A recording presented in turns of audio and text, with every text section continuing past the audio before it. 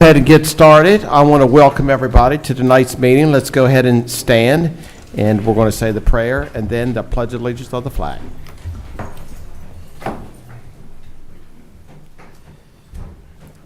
Heavenly Father, as always, I'd like to begin this prayer with just a thank you. Thank you for a wonderful day. Thank you for a glorious and wonderful and successful Talbot Day this past Saturday, and as we celebrated on Sunday. Father, we just thank you for your love, your grace, your mercy, your provision, all that you offer to us here in Talbot County, across our state and nation and world. Father, we just thank you, we love you, and it's in Jesus' name we pray. Amen. Amen. I pledge allegiance to the flag of the United States of America and to the republic for which it stands, one nation, under God, indivisible, with liberty and justice for all. Okay, let's go ahead and get started. Appreciate you guys coming tonight. We've got the agenda before us. Council, is there any additions, deletions, or correction to the agenda, Council? No.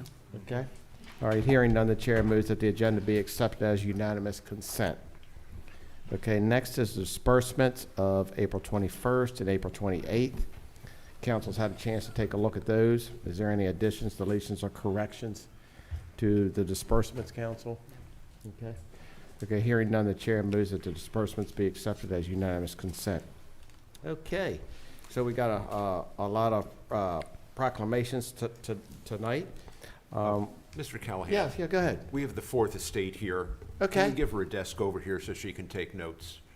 Yes. The yeah. Star Democrat. Yeah, You yeah, can- come on over. Yeah, there we go. Yeah. Oh, there's a nice little desk for the Fourth Estate right over here. Yes.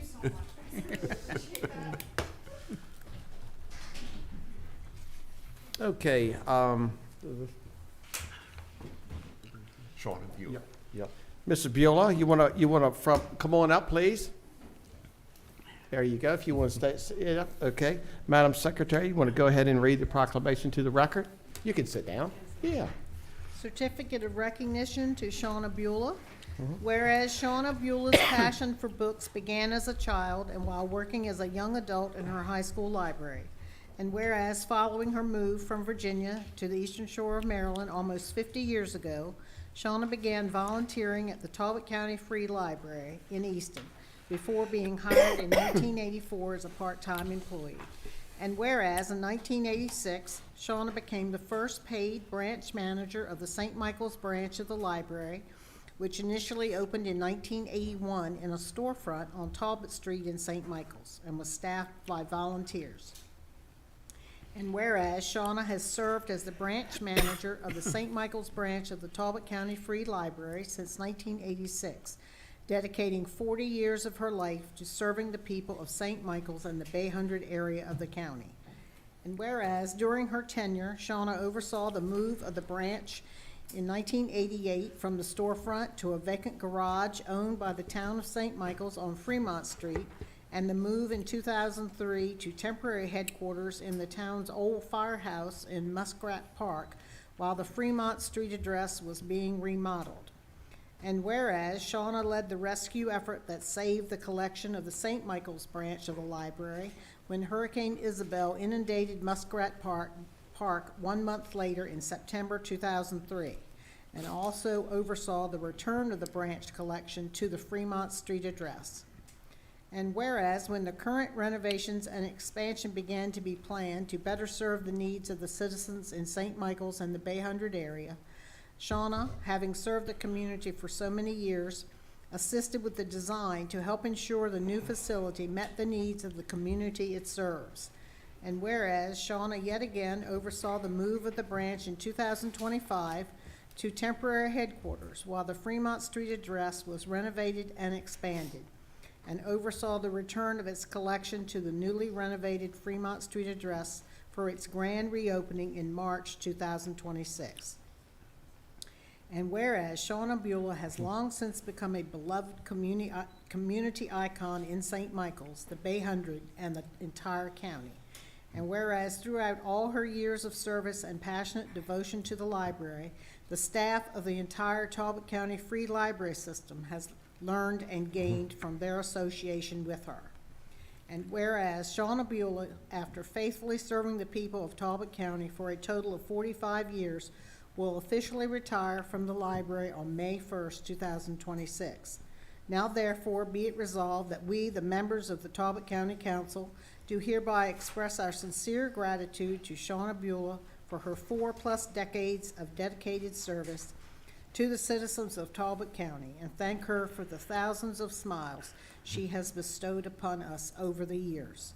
Given under our hands in the Great Seal of Talbot County this first day of May in the year of our Lord, 2026.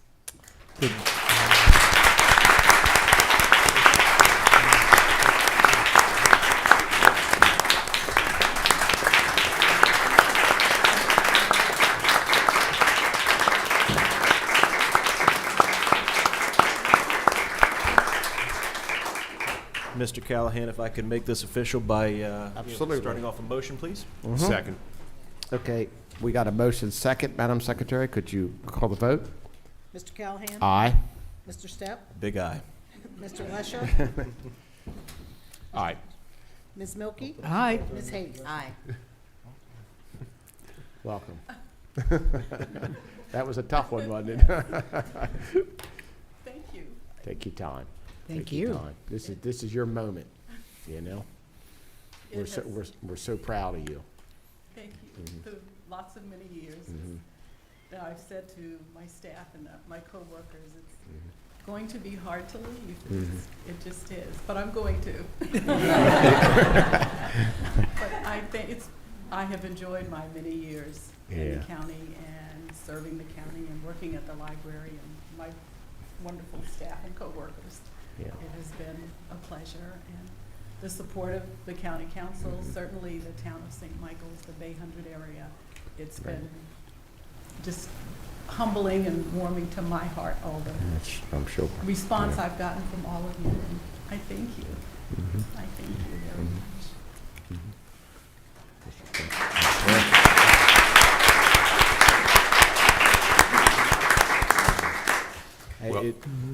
I was just going to say, it's hard to say what is already, anything more than already what's Yeah. been said, but in your proclamation, I mean, it outlined what a wonderful career, capstone project with overseeing this, this beautiful new library we have down in St. Michael's. So when you add all that up in your service, it just equates to just a big thank you. So thank you. To say you're welcome doesn't sound like you are. I feel you. I feel you. Well, for all the time that I have worked in St. Michael's and longer, you have been the face of the St. Michael's Library and really the enabler of the community institution that the library is, bringing people together in that community, and thank you for all that you've done there. We will absolutely miss you, but what a time to go out, just as you have cut the ribbon on the expanded branch in a place that you've dedicated so much time to.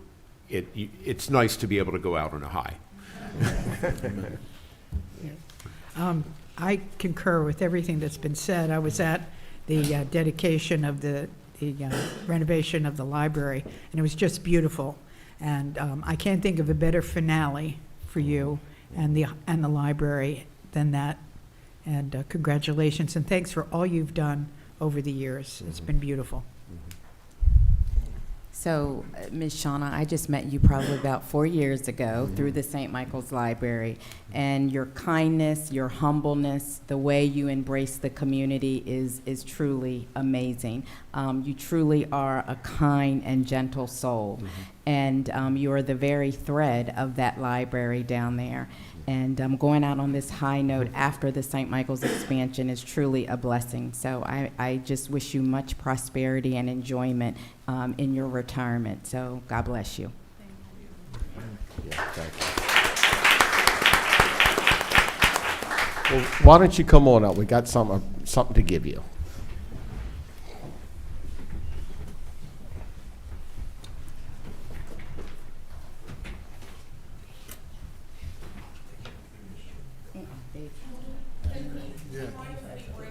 Sure, yeah, absolutely. Bring whoever you like, whoever you like. Come on up.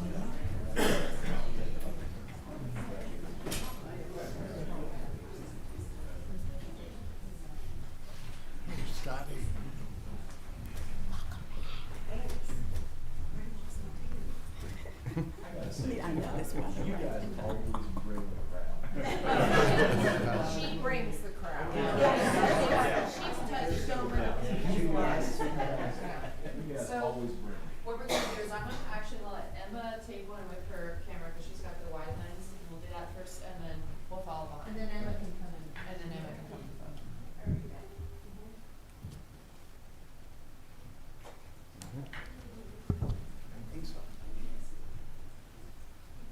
Are we ready? 1, 2, 3.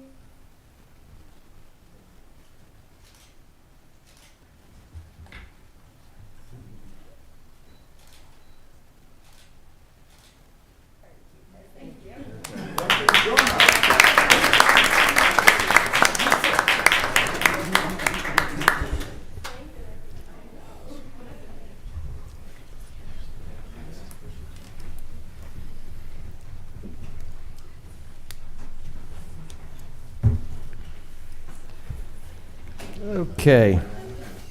That was fantastic. Okay, next proclamation is Sexual Assault Awareness Month. Madam Secretary, could you read that into the record?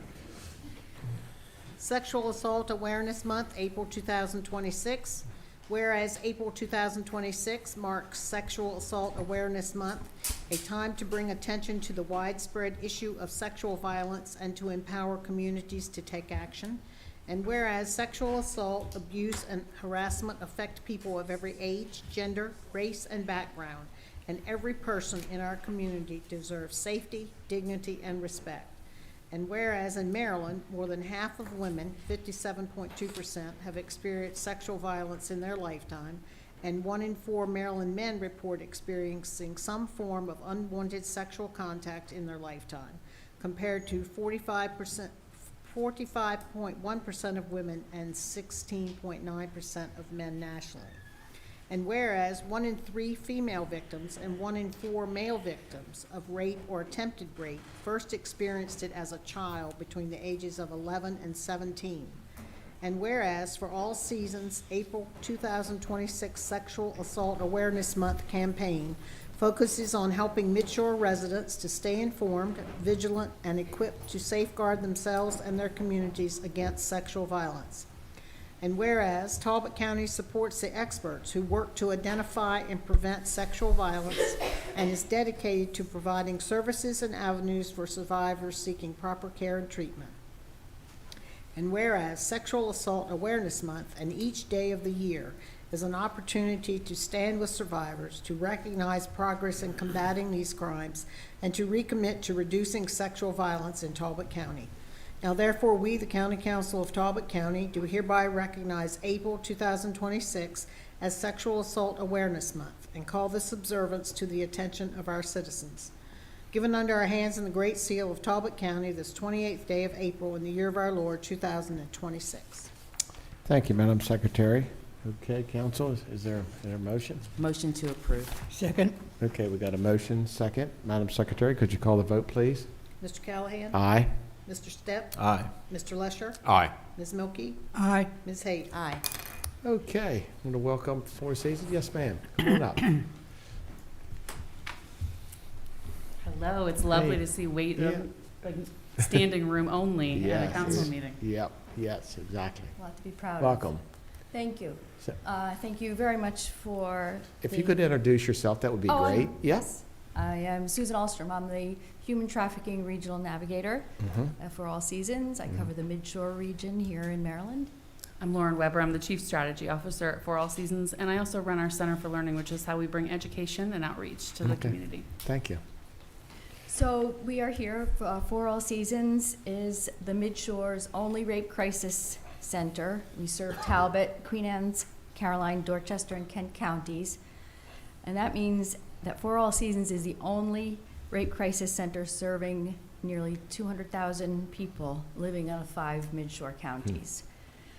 What we do is we are available 24 hours a day. Our sexual assault advocates are available. We offer a confidential hotline, crisis counseling, and hospital accompaniment during forensic exams, support through law enforcement and court processes, and ongoing therapy and case management. And for survivors of sexual assault, support is always immediate. We are available. There is no wait to speak with someone or to receive support.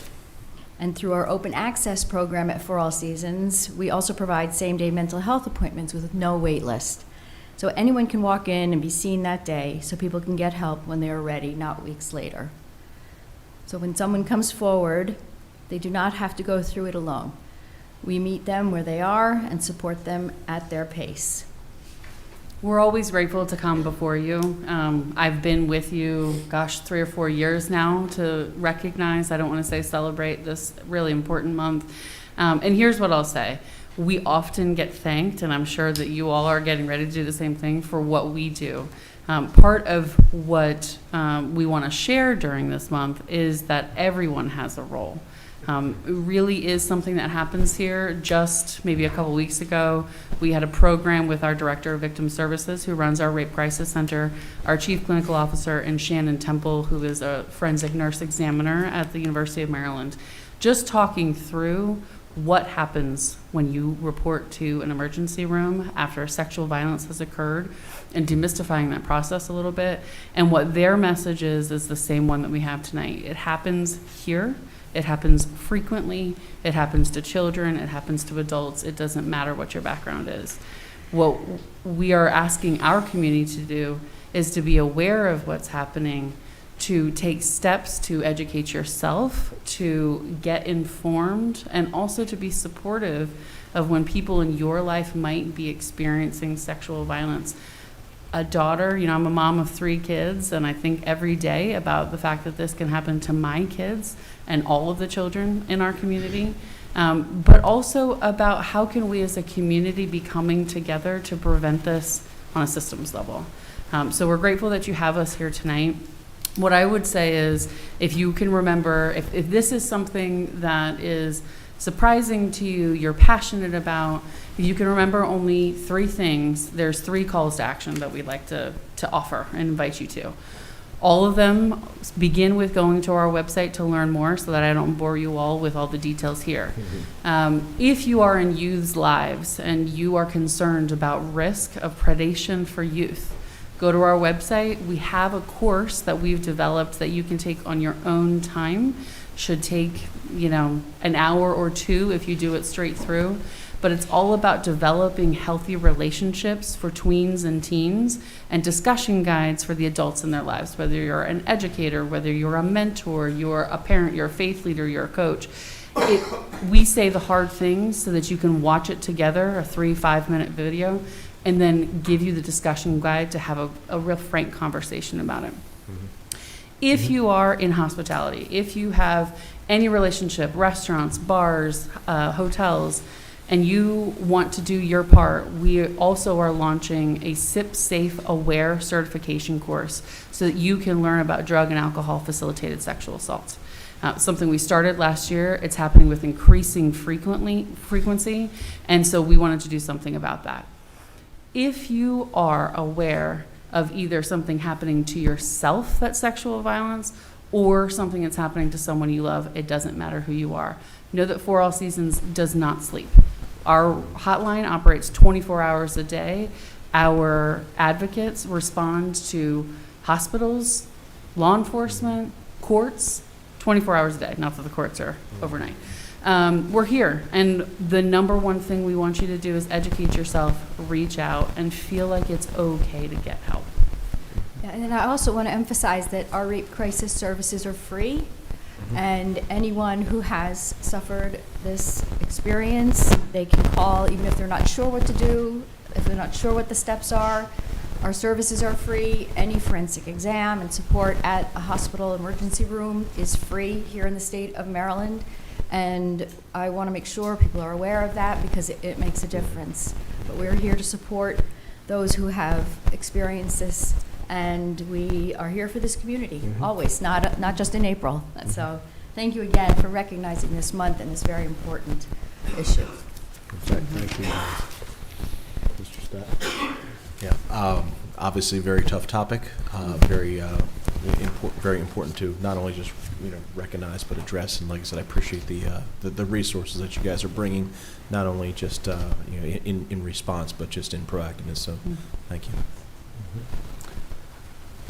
Well, as a scout leader, I get trained, retrained on a frequent basis to do what we can to prevent, to recognize, and to report. And I understand what how important that is, and appreciate what you are doing in raising that public awareness and making sure that we can all play our roles.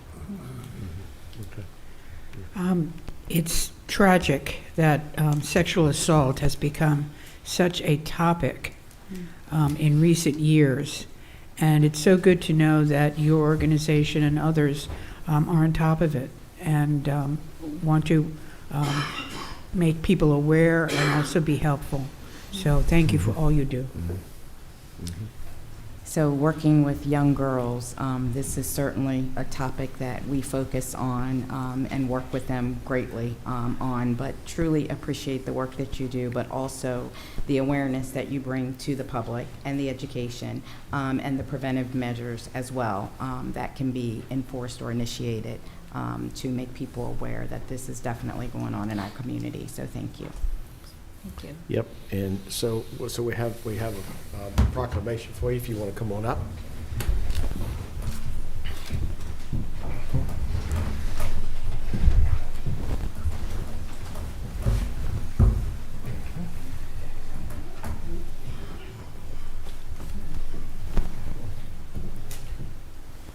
right, ready? 1, 2, 3.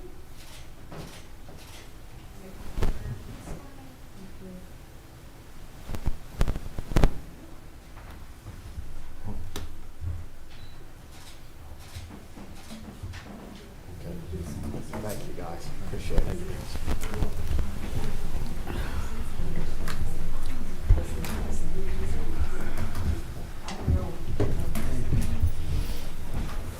Okay, we have one more proclamation to honor Kelley Callaghan. So, Madam Secretary, could you go ahead and read that into the record? Proclamation honoring Kelley Callaghan. Whereas communities are strengthened by individuals who demonstrate extraordinary compassion, leadership, and an unwavering commitment to serving others. And whereas Kelley Callaghan of Talbot Goes Purple has distinguished herself as a dedicated advocate for the well-being of the residents of Talbot County, Maryland, and through her leadership and involvement with Talbot Goes Purple, Kelley has advanced substance abuse prevention efforts by empowering youth and families to make healthy and informed choices. And whereas, through her work with Teen Court, a peer-led recovery community organization, Kelley has supported restorative justice practices that guide young people toward accountability, growth, and positive futures.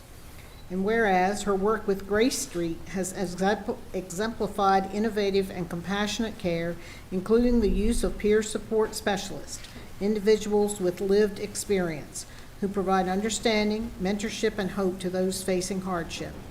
And whereas, Grace Street has become a vital resource in Talbot County under Kelley's leadership, offering a safe, welcoming environment for individuals in need of connection, support, and basic necessities. And whereas, in times of severe cold and urgent community need, Kelley demonstrated extraordinary personal commitment by keeping Grace Street open at her own expense, ensuring that vulnerable individuals had a safe place to go. And through this selfless action, Grace Street was transformed into a 24-hour warming center, providing life-saving refuge, dignity, and care to members of the community during critical conditions. And whereas Kelley's tireless dedication, generosity, and innovative leadership have made a profound and lasting impact on the lives of countless individuals and families throughout Talbot County. Now therefore, we, the County Council of Talbot County, do hereby recognize and honor Kelley Callaghan for her exceptional service, compassion, and commitment and contributions to the people of Talbot County, Maryland, and that her actions stand as an inspiring example of community leadership, reminding us all of the power of service, empathy, and unwavering dedication. given under our hands in the Great Seal of Talbot County this 28th day of April in the year of our Lord 2026. Thank you, Madam Secretary. Good job. So Mr. President, I make a motion as read and enter this into the record, please. Second. okay, we got a motion second. Madam Secretary, could you call the vote? Mr. Callaghan? Aye.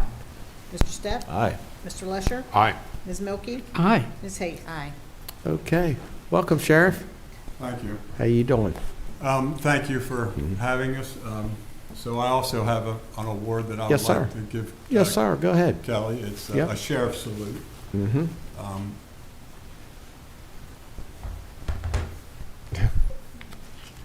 About 12 years ago, I got elected. 2 weeks later, this woman walks in and wants to talk to me. And we developed a relationship over those first few months. I learned a lot. She's been my right and left hand for the last 10 years of Talbot Goes Purple. She's also been the driving force behind Teen Court, which is very unique in the state of Maryland, that we can defer youth for nonviolent offenses to Teen Court. She spearheaded that. And then now with Grace Street, there's not a week that goes by that I don't hear on the police radio an Easton officer, one of my guys, one of my deputies, or a state trooper calling to drop somebody off there, because she also, through Grace Street, runs our county safe station. That used to be at 911 center, and it kind of died. You know, nobody was using it, and now, I mean, 24 hours a day, their staff is available for people that are suffering from addiction issues, that are seeking help, and the homeless population, you name it, Kelley's conquered it. So this is just a small token of our appreciation to the Sheriff's Office for all you've done for our community. Okay. Thank you.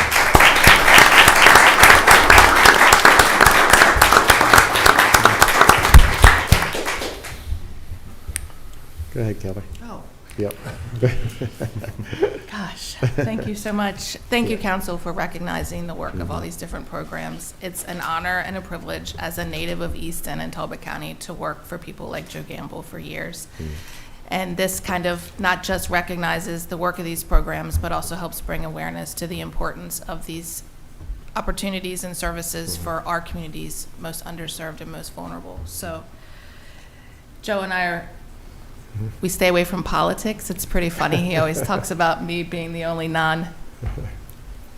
right-leaning person in the office, but we stay away from all of that. And I about as far as you can get. Yes. But I support him wholeheartedly. And in my line of work, people will sometimes say, you know, tell me all about that sheriff. Is he the real deal? And I know that he is, because he's kept programs like Teen Court alive and started programs like Talbot Goes Purple. So this means a great deal to me. I like to be in the background counting things and organizing things, and I certainly just am really honored to be here. So thank you. Okay, thank you.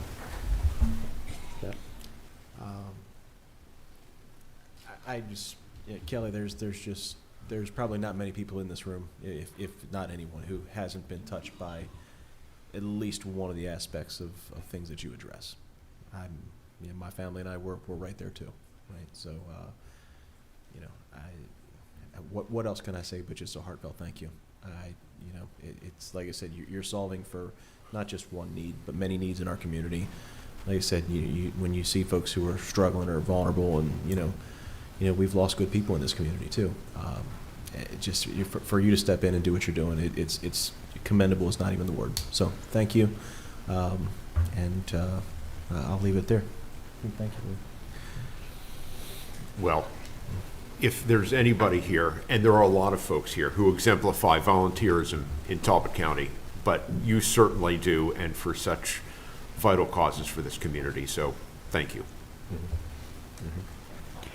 I've known Kelley for so long, even before she started getting involved with Talbot Turns Purple, or whatever. Anyway, and so I'm so proud to have watched you all these years develop all these options for people who suffer from addictions and substance abuse. And it's just good to see that you've been so dedicated and so successful, too. So thank you for all you do. Well, it's good to finally put a face to a name. I see the name all the time. But yes, you know, all that you do in the community, and as Councilman Stepp said, you know, a lot of us in this room probably have been touched in one way or another by some of the efforts that you have at Grace Street, and that is true. And addiction is tough for many in our community. So thank you for serving the underserved population. Continue doing what you're doing, and we appreciate you here in Talbot County. Well, Kelley, we really do appreciate you. Thanks so much. We all had a tough winter, and the partnership that you've shown with the Neighborhood Service Center and all the surrounding food pantries and all that stuff, you were a huge part of that. So I really want to personally thank you, because you work very, very hard to find places for these people, and you know, you're in the business of saving lives, and I appreciate that, and I appreciate everything you do too, Sheriff. You know, so come on up.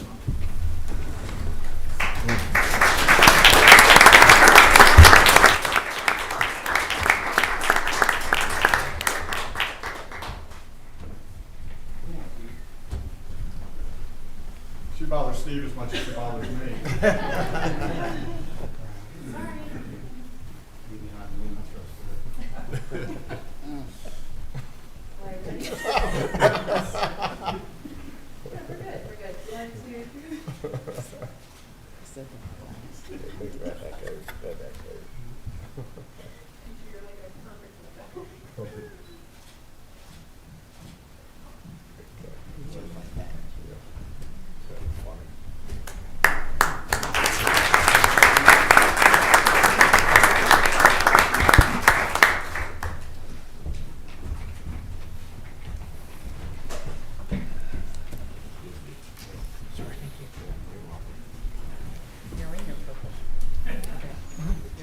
Okay, let's move it on to a presentation of the Waterfowl Festival, the impacts. You guys want to come on up?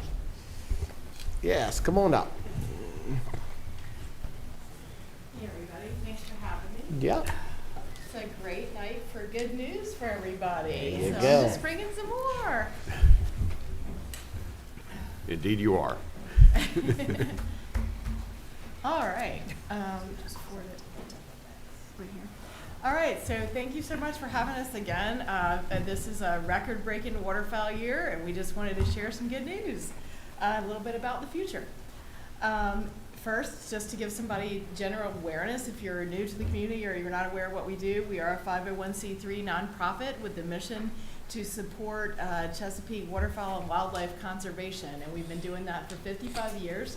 And the way we do it is we raise money with the Waterfowl Festival. Our priorities this year, this is new. Our board of directors just established these specific priorities for us for the next 3 to 5 years to establish a clear year-round organizational identity, so you'll know more about what we do throughout the year. Transform Easton's historic armory into a vibrant center for learning, wildlife conservation, cultural heritage, and community engagement, and you'll hear a little bit more about that.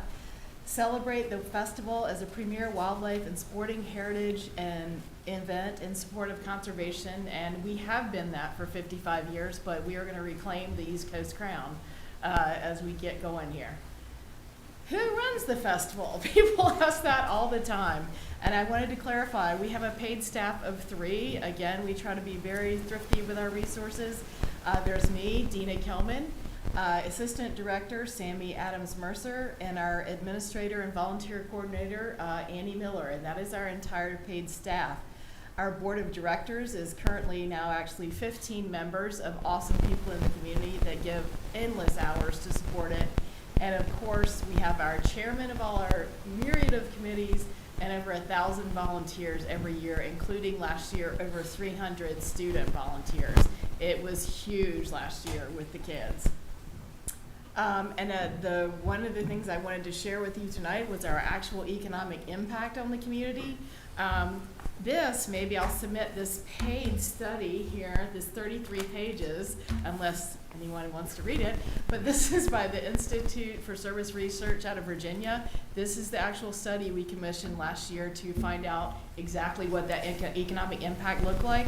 It was $5 to $6 million on average in the county over those few days of the festival, but a $9 million statewide impact when you look at all the auxiliary expenditures of everyone coming in from all over the United States and several foreign countries.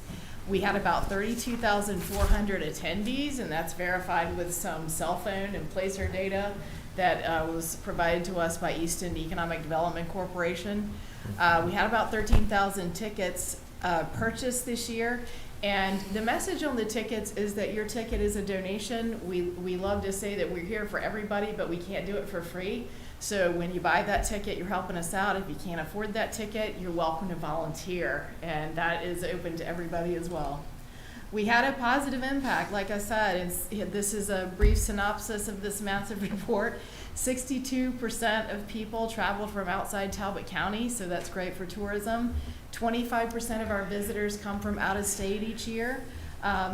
There's lots of excellent statistics there, and I won't read them all, but bear in mind that there's a lot of money being spent that weekend, and this is inclusive of the festival, but also, as you know, the John Dieter auction, the Guy and Dieter auction made over $6 million that weekend. So there's so much going on that isn't even really captured here. This was just specifically festival numbers. This is my favorite little diagram here. This is our VIP ticket buyers and our general admission ticket buyers and where they come from across the United States. So it's really fun to look at that each year and see how our presence is growing. Who funds the festival? People ask that every year too. Like, how do we do this? The Maryland State Arts Council, we give big props to them. They are one of our biggest supporters. And just yesterday I found out they did award us $105,000 for this year's festival. So we are thrilled to announce that right here, right now. General admission ticket sales, again, funds all the things that are not only the ticketed venues, but also the non-ticketed venues, and of which there are many for our education of our children and for our community. The Raptor exhibits, the library, all the things at the high school, those are all free. So those ticket purchases do fund that. We do, of course, rely on our corporate sponsors, and then VIP ticket sales and private donations. Why do we work so hard? So since 1971, we've donated over $6 million to education and conservation all over the nation, but of course primarily here. There's a list right here of the things we have supported locally: the Chesapeake Bay Maritime Museum, Blackwater, Adkins, Pickering Creek. You can read the list. It's endless. We've donated to dozens and dozens of organizations over the years. And of course, our running total for scholarships to our kids is over $300,000, and we are thrilled. That number is going to jump to $367 in a couple weeks with all the awards of this year's class. Other nonprofits that benefit during the festival, again, you've seen them. They're selling you crab cakes. They're selling you soft crabs. They're running the ticket booths. A lot of the other nonprofits that benefit and truly count on the festival for one of their largest fundraisers of the year are listed here. The Academy Arts Museum, the Elks, the Boy Scouts and the Girl Scouts, some of our churches, our Lions Club, of course. All these organizations count on this festival as one of the main ways they put money back into the community themselves. So we are appreciative of them, but they also do need this festival. If that ever crosses your mind, it's not just our organization that benefits, it is a multitude of organizations.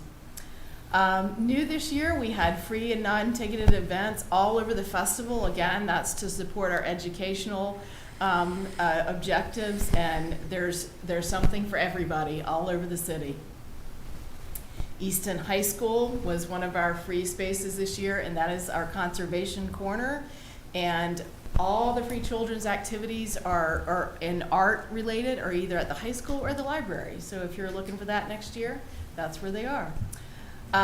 We also, you may or may not know this, we host the World Waterfowl Calling Championships every year, and we have for over 50 years. So that is something that people, they come from all over to participate in and watch, but the live stream was all over the United States. People were live streaming that and watched our incredibly talented callers.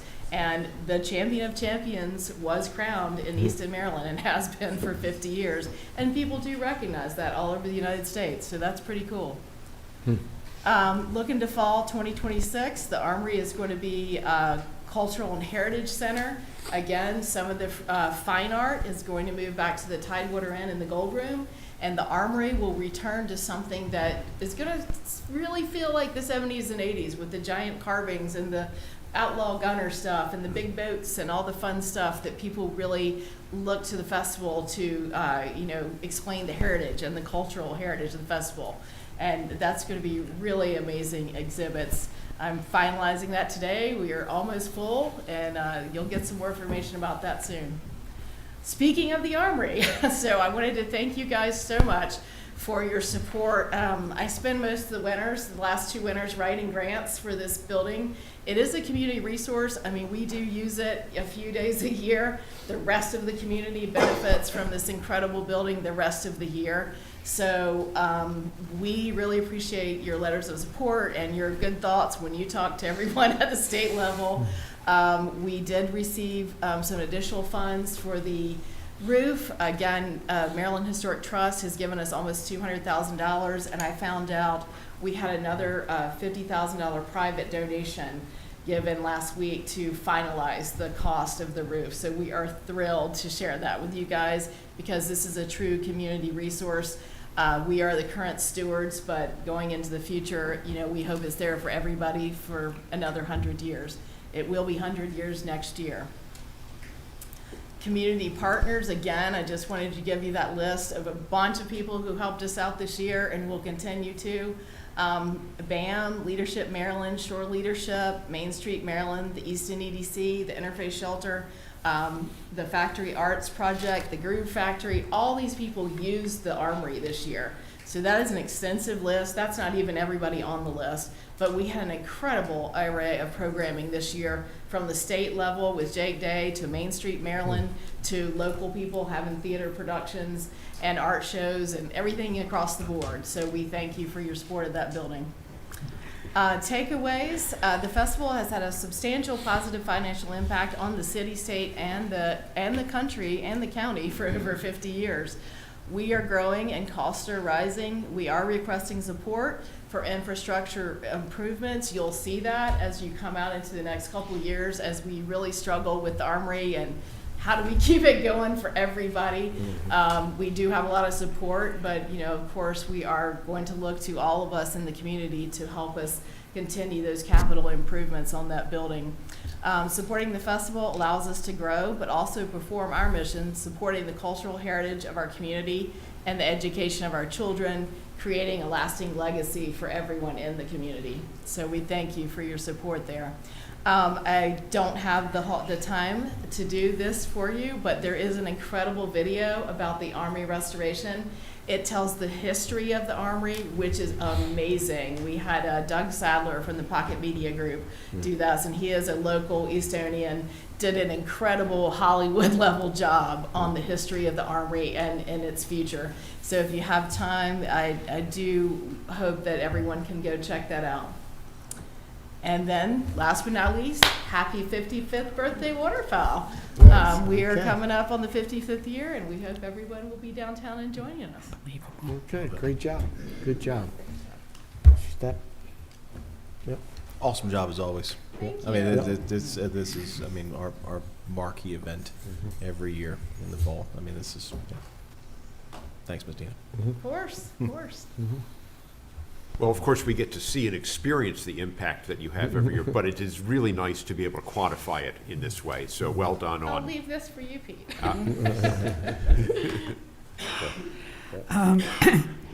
The festival has come a long way from the Scott Beatty days when they wanted to establish something for the wives to do while the husbands came here hunting.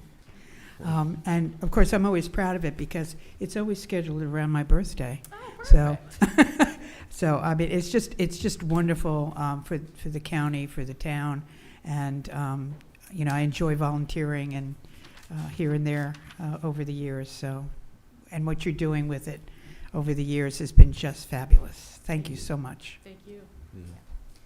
So I echo what my colleague said, Deena. I mean, first met you in Anne Arundel County when you were working for the ARC, right? That's right. And you did a spectacular job there. Then Easton EDC, spectacular job there. But the waterfowl, you have taken it really over the top. I mean, the community engagement, the providing the data and the statistics, and really showing the economic impact to the community is just so valuable. And so truly appreciate the outreach, you know, to the various other nonprofits and organizations in the community. And Julie is just a blessing too to be on your board as well. So kudos to you, your staff, the team, the board of directors. Great job, and truly appreciate what you put together. Thank you so much. Good job, Dana. I appreciate it.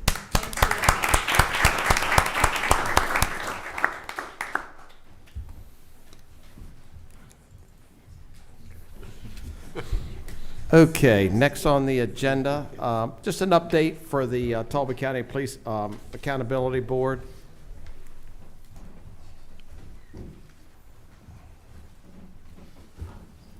Welcome back. Thank you. Mm-hmm.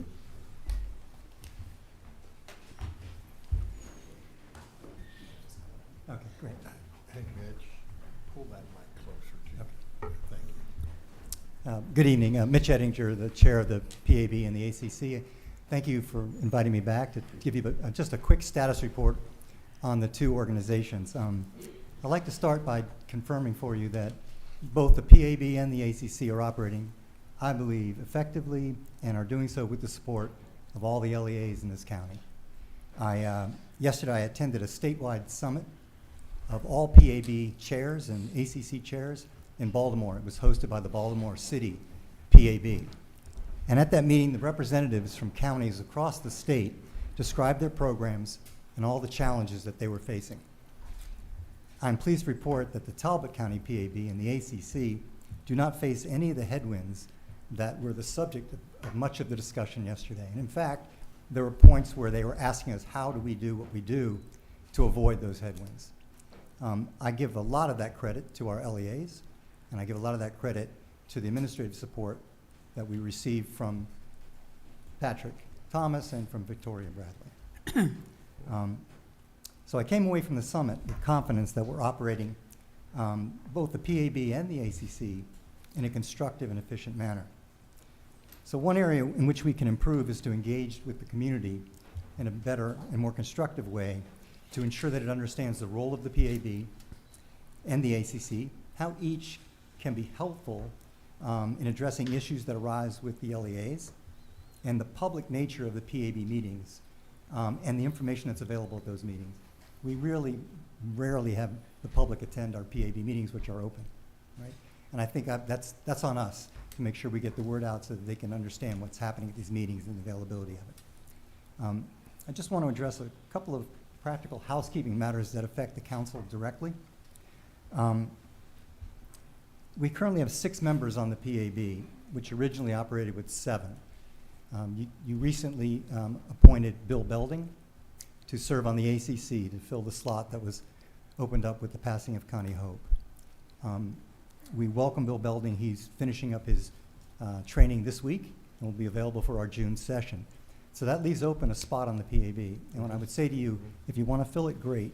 If you don't, we can operate with 6. There are many PABs around the state that are operating with 5 to 7. So, and some have more, but we can operate with 6. If you want to fill it, we're happy to take another member. Okay? That'd be great. 2 members are finishing up their terms. John Gilbert from Easton and Connie Webster from Sheriff Area 1. Their terms are set to expire this August. Ms. Webster has indicated that she does not wish or plan to ask for reappointment. So that is one that will come to you in the summer for reappointment. I'm hopeful that Mr. Gilbert will request to be reappointed, and I wholeheartedly support him serving another term if you all agree. So at the end of the day, for housekeeping matters, you're going to have 2 to 3 to appoint over the next few months. Okay. With respect to the ACC, with the addition of Bill Belding, we now have a full house. We have 5 members. Greg Wilson's term has expired, but he continues to serve under the terms of the statutory constructs. The PAB appointed Mr. Wilson, and he has requested to be reappointed, and the PAB will address that in the next term, the next meeting. Okay, just a couple more things, and I'll finish up. In 2025, we handled at the ACC 15 actions, meaning 15 completed investigations came to the ACC for disposition. 8 of those matters pertain to complaints filed against the Sheriff's Office deputies, while 7 pertain to the Easton Police Department. Of the 15 investigations submitted to the ACC, 10 of those complaints were filed in 2024. So I want to be clear that we didn't handle 15 complaints from 2025 in 2025. There's a lag time that's associated with the time required for the LEAs to investigate, prepare the report, and submit it to the ACC together with body camera film. And that just takes time, okay? Of the 15 complaints that we resolved in 2025, only 3 resulted in administrative charges against the officers. So about 80% of the cases were found either to be unfounded or the officer was exonerated. The officers accepted the disposition adopted by the ACC in all 3 cases where the administrative charges were implemented. As a result, there were no trial boards in 2025. That, I believe, is a sign that the ACC is working well. To date, in 2026, we've resolved 7 matters, all of which were the result of complaints filed in 2025, right? So we have yet to hit the beginning of the 2026 complaints. At the rate we're going, we expect we'll have 15 to 18 complaints through the course of this year. With respect to these matters, 3 pertain to the Sheriff's Office, 3 pertain to the Easton Police Department, and 1 pertain to the Oxford Police Department. 2 of the 7 cases resulted in administrative charges. No discipline was recommended in the Oxford matter because the former chief of police had already disciplined the officer. And with respect to matter 26004, we've been advised by Sheriff Gamble that the officer has elected to take a trial board. So we'll have the first trial board in the 4 years that I've been serving, sometime this year or early next year, depending on how long it takes to get it there. And I want to highlight one matter for you, just to give you an example of how well the ACC works. In matter 26005, a citizen, while driving on Route 50, reported that an Easton Police Department officer was surveilling traffic at night in the left-hand turn lane, so he's watching traffic coming toward him with all his lights off on his car. And as the citizen passed the officer illuminated his lights to begin a traffic stop, and it startled the motorist because he didn't see the officer previously. And he filed a complaint requesting that the police department look at this as whether or not it's a safety issue, whether it presented a risk that could be abated. The police department looked at it and said, sent it to the ACC and said, there's no violation of any policy because we're allowed to sit in those lanes and we do it routinely. The ACC looked at it and agreed, but made a recommendation to the police department to change their policy, to require officers sitting in active lanes of traffic to have their backup lights on, to have their taillights on. And the police department changed their policy, right? That's exactly what is supposed to happen in these types of situations. A citizen raised an issue, the police department was not going to do anything because their policy did not require them to do anything. But the oversight from the ACC said, no, I think we can do this better. And Chief Lowry, to his credit, agreed with us. So just to give you a sense, it's not all disciplining officers and problems, right? There's some things that end up very, very positive. Okay, finishing up. Yesterday, Sheriff Gamble gave an interview to the Talbot Spy. I'm sure you all have watched it 10 times. It's 10 minutes long. I asked that take a moment to watch it, okay? The article is entitled Sheriff Gamble on Police Oversight from skepticism to acceptance. Boy, did that warm my heart. Thinking that Sheriff Gamble actually accepts the ACC. Not true. But during this relatively brief interview, Sheriff Gamble acknowledged that the ACC, more often than not, is closely aligned with the discipline that he would impose or the decisions that he would have reached independently, right? That's a far cry from 4 years ago when I met with him and said, I really don't need you and don't want you. He still doesn't need us or want us, but at least he's acknowledging, and I think he would say that there's some positives that come out of this independent review. And what I took away from my perspective is his recognition that the independent oversight offered by the ACC enhances citizen confidence in the outcomes in which the complaints are handled.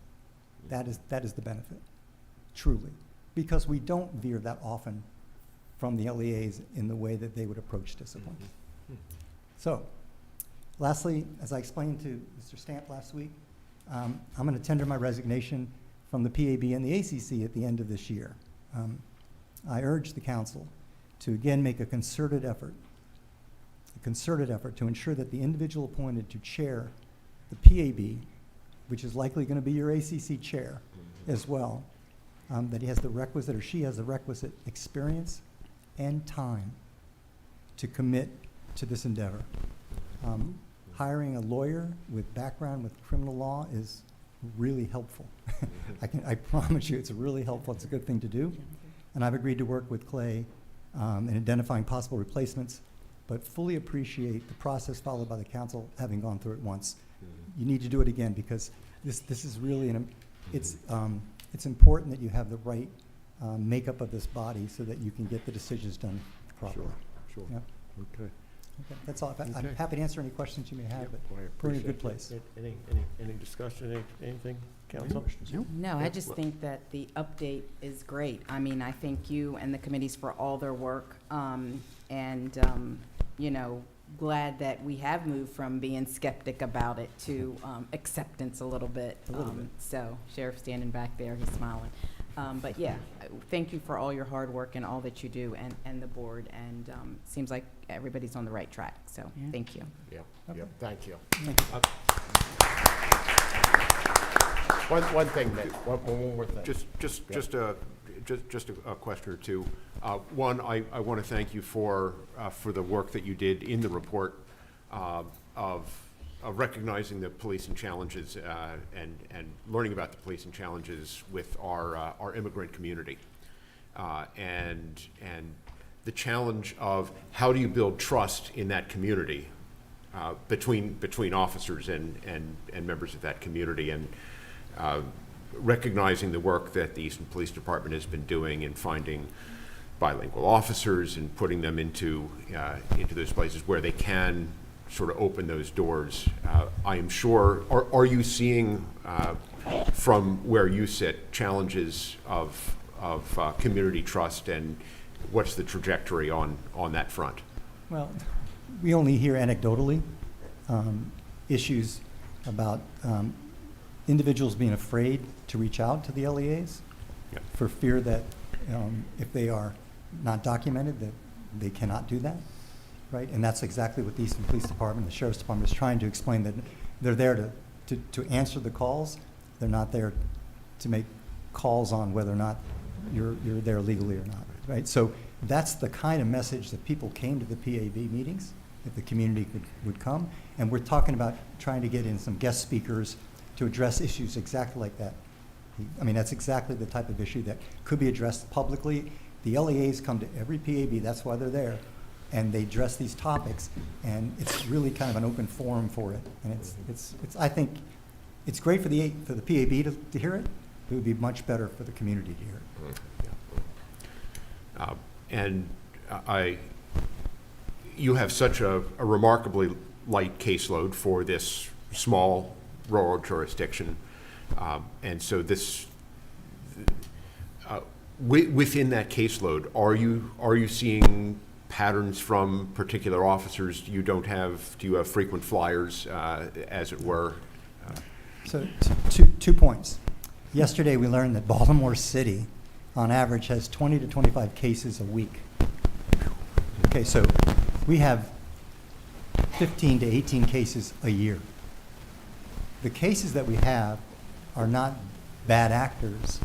They're human beings, maybe occasionally making a bad judgment call or having a bad day. Even the conduct that we're seeing when it is administratively charged is in the lower end of the matrix, right? We're talking about category A and B in the matrix where the maximum punishment's a day or two of loss of pay. It's really bad judgment, right? We've only had one case in the 4 years where I've been here where we recommended that the officer be terminated, and that was a criminal case. Right? So Talbot County is blessed with the force they have. And the cases that we get, I mean, I gotta be honest with you, we have some interesting search and seizure issues that come up, some detainment issues that come up. They're really interesting from the legal perspective, but they're not use of force cases. They're not cases involving violence. They're not cases involving, someone stomping on others' rights, right? So we are very, very lucky with the forces that we have here. Okay. Well, thank you for the work that you've done and particularly the tone that you have set in building that trust between this new body and the law enforcement agencies in the county. You're welcome.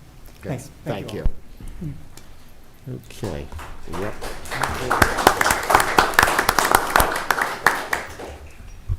Okay, Madam Secretary, could we move on to eligible votes, Resolution 392? Resolution number 392, a resolution to amend the Talbot County Comprehensive Water and Sewer Plan to reclassify and remap 6 parcels of real property located at 25516 Bushy Heath Road, 25520 Bushy Heath Road, 25524 Bushy Heath Road, 25533 Bushy Heath Road, 25575 Bushy Heath Road, and 25608 Bushy Heath Road, Solitude Road, and shown on tax map 40 as parcels 98, 86, 2, 82, 4, and 110 respectively, from unprogrammed to S1, immediate priority status, pursuant to applications filed by Daniel D. Haley and Dawn A. Haley, Jacqueline H. Smith, and Federal Q-Tip Residuary Trust of Jerry B. Hook, Catherine A. Hikas, Kenneth R. Adami and Beth Adami, and the Harry G. Broadman Family Trust. Okay, thank you, Madam Secretary. All right. Council Ray Clark, County Engineer. We're here to just answer any questions you might have. We had, I think, at the public hearing, change in the map. So we're looking at an introduction of an amendment that includes a revised map. So. Okay. All right. So. Any questions? No, just thank you for dotting the i's and crossing the t's on this one so that we can make sure that this goes forward as recommended in the Public Works Advisory Board meetings. Okay. Okay, is there a motion? Well, I will start by introducing Amendment 1 Okay. To Resolution 392 as prepared by staff. Okay. Second. And Right, do we want to show of hands, Yeah, show of hands for introduction? So introduced by council. Mhm. And if you want to, if there's any discussion on that, if not, you Yeah. can call, Yeah. call for the roll. Yep. Madam Secretary, could you call the vote? Mr. Callaghan? Aye. Mr. Stepp? Aye. Mr. Lesher? Aye. Ms. Milky? Aye. Ms. Hayes? Aye. Okay. Thank you. Thank you, You guys. now have Resolution 392 as amended, Mhm. and if there's no discussion on that, you can call the vote on 392. Any discussion, council? No discussion. Okay. Madam Secretary, could you call the vote on 392? Mr. Callaghan? Aye. Mr. Stepp? Aye. Mr. Lesher? Aye. Ms. Milky? Aye. Ms. Hayes? Aye. Okay, sounds good. All right, next on the agenda is Development Tourism. Cassandra, you want to come on up? Yes, sir. With your whole team there? Hey, we Yeah. got hail the I gangs see you all got the team here.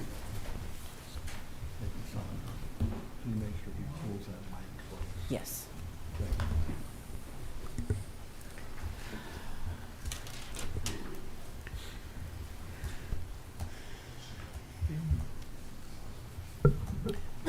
Mr. President, members of the Talbot County Council, thank you so much for having us this evening.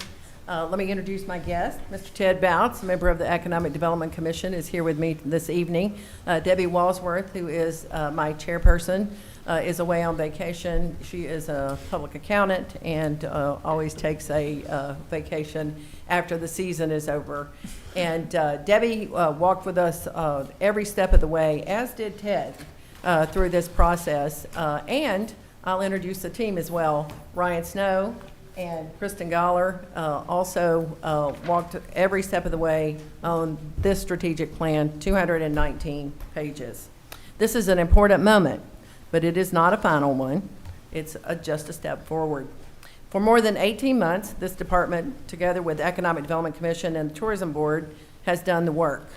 We listened carefully. We engaged stakeholders across Talbot County. We held a work session where our consultant presented to you on February 24th, and you gave us clear, thoughtful direction. The public offered input, and we took that input seriously. The plan before you reflects that process, and it is stronger because of it. The document before you tonight is a strategic plan. It sets direction, it establishes priorities, it provides a framework for decision-making. It is not an operational plan. Nothing in this document authorizes specific projects, expenditures, or policy changes without coming back before you. Any material actions that flow from this strategy will be brought to the council for discussion and approval. We will not work in a vacuum. We do not work in a vacuum. We will continue to work in partnership with you, with our municipalities, and with the broader community. You've had this plan for 2 months now, so I won't walk through it line by line, but I do want to briefly ground us in what it does. It focuses our work in 5 priority areas: building on our regional innovation anchors, strengthening business services, cultivating a strong small business ecosystem, growing and sustaining a tourism economy built on excellence, and supporting a more resilient workforce. Together, these priorities give us a clear, disciplined framework for decision-making. This plan also provides alignment. It recognizes that Talbot County's character is both a legacy and an asset, something to be preserved and thoughtfully advanced. It acknowledges the importance of our core industries while also identifying where we have opportunities to grow in ways that are consistent with our values. You asked for clarity and balance, and we made those adjustments. You asked us to more fully reflect the role that Waterfowl Festival and traditions like that play in shaping Talbot County's identity, and we strengthened that language accordingly. You asked us to sharpen our focus on business attraction, and the plan now clearly identifies sectors where Talbot County is well positioned to compete while reinforcing support for industries that are already defining our economy. And importantly, this plan is scaled to our capacity. It is practical, it's intended to guide action, not overextend it. If approved, this plan gives us a shared roadmap. It allows us to move forward with greater coordination and purpose while ensuring that you remain fully engaged in the decisions that matter most. Your leadership has shaped this document. You were all interviewed, and this was from the very beginning. You were among the first interviews. We had vast public engagement, and I sincerely appreciate your engagement and the public's, your questions, your guidance throughout this process. And Ted, I'll turn it to you, or if you have anything you want to say before we ask for final approval. Well, on behalf of the commission and all of the volunteers, thousands of hours, I dare say, were put into this plan to offer you a sound strategic plan, sound guidance for setting policies related to economic development and tourism. And we ask for your continued support and approval. Mm-hmm. Okay. Great, counsel. Yeah. Good? I'm good. Okay. Thank you for all the work that's went into this behind the scenes. Okay. Thank you. It was a labor of love. That's right. Well, this is clearly a well-vetted report. I can't tell you how infrequently it happens that we are given a document like this for approval 2 months in advance of when we're actually asked to approve it. So appreciate all that review time, and it did allow me to digest this. I know that you really touch, well, those 5 priority areas, you really touch on quite the breadth of Talbot County, and maybe with the strong presence of the agricultural community in this room, you might nod how that remains really vital to your plan. Absolutely. Working open space is just integral to who we are. It is, it adds to our tourism product, but it really is the foundation for the economy here. And we would support, all of the things that, bring innovation and excellence to that sector as well. And you probably know this, but I grew up on a dairy farm, have a degree in agriculture, so I'm more than supportive of agriculture and believe in the future of agriculture. And also building on that, the agri-tech that we have invested in, you as a county council have invested in with the F3 Tech biotech manufacturing facility. Really believe that the future of agriculture includes innovations that come from biology and not just from chemicals. So absolutely, it's 100% in this plan and supported by this plan. And we had engagement. Shannon Dill represents the agriculture community on our strategic plan, also on the Economic Development Commission. So we've had a lot of engagement from the community as well. Ted, you want to? You're good? Okay, good. Well, I'll move approval of the Economic Development Strategic Plan. You want to say anything else? No. Yes, I do. You know I I'm do. sorry. Listen, Yeah, that's okay. That's all right. I have to say something about the Economic Development Strategic Plan. I can't not say anything.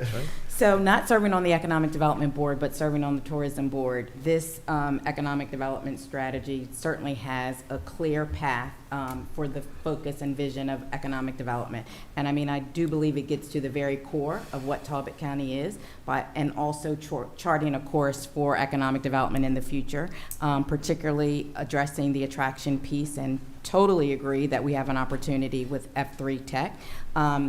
This is one of, this is a good plan. I mean, I've read many. I read the whole thing, 200 and some pages of it, and had my little sticky notes, as Clay will attest to. But all for it. Great job to the team, to Kilmon and Associates, for all of the community players that were involved in the interviews. So great plan. I love it. I'll second Councilman Lesher's approval for this plan. It means a lot that you say that about economic development. One of the things that I will point out, and this is for everyone to know, and we will post this online now that it hopefully is about to be approved, but there is a strong data package in here. And if you want to know anything about Talbot County numbers related, it's probably in here. So I would encourage the public to take a look at the data package that goes with the strategic plan as well. So thank you for your comments. Yep. And I just want to say one thing. Thanks so much. I serve on that board, and you guys have done such a phenomenal job. And I'm talking, this is years of putting together. And, you reaching out to me and say, Chuck, we got a meeting. All right, I got it. So you've kept me straight, and you kept a lot of people straight. You've led all this, and you've had a phenomenal team behind you. And Ted, thanks for hanging in there with just so much work is involved, and staff too, going Absolutely. from town to town to town to town. So, there's a lot into this, and you've done a phenomenal job. Just taking a look at it, you can just tell how much time and effort and, the professionalism that you put into this really makes us look very good. So I really appreciate that, all of you guys. So, just stand. Well, as your county manager, I'm very proud of our Director of Economic Development and Tourism and the team. Ted and the team and Debbie, they work tirelessly. Yeah. And yes, I did get that review with all those sticky notes from our resident economic development specialist who sits on the council. But no, kudos. We're very proud of the work that you all do. Thank you.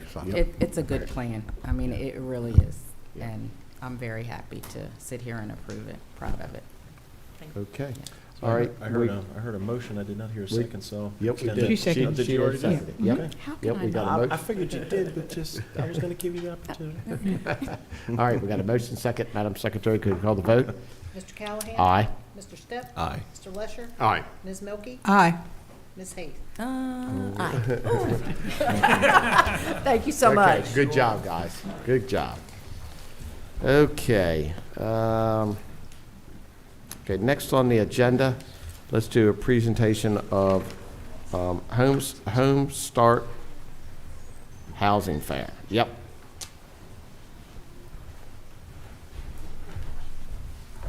How's it going, guys? She's Okay. telling me to talk slow, so I'm going to try Okay, to talk slow. That's more for me. Everybody knows it. I get yelled at. Brian, I I've get gotten yelled at. it too to slow down too. So we got you, Diane. Good evening, Council. For the record, Brennan Tarleton, your planning officer, with me tonight. I've got Bryce Shelton and Sarah Kilmon, and we're here just to introduce to you Talbot County's very first free first-time home buyers fair that will be taking place May 2nd from noon to 3 p.m.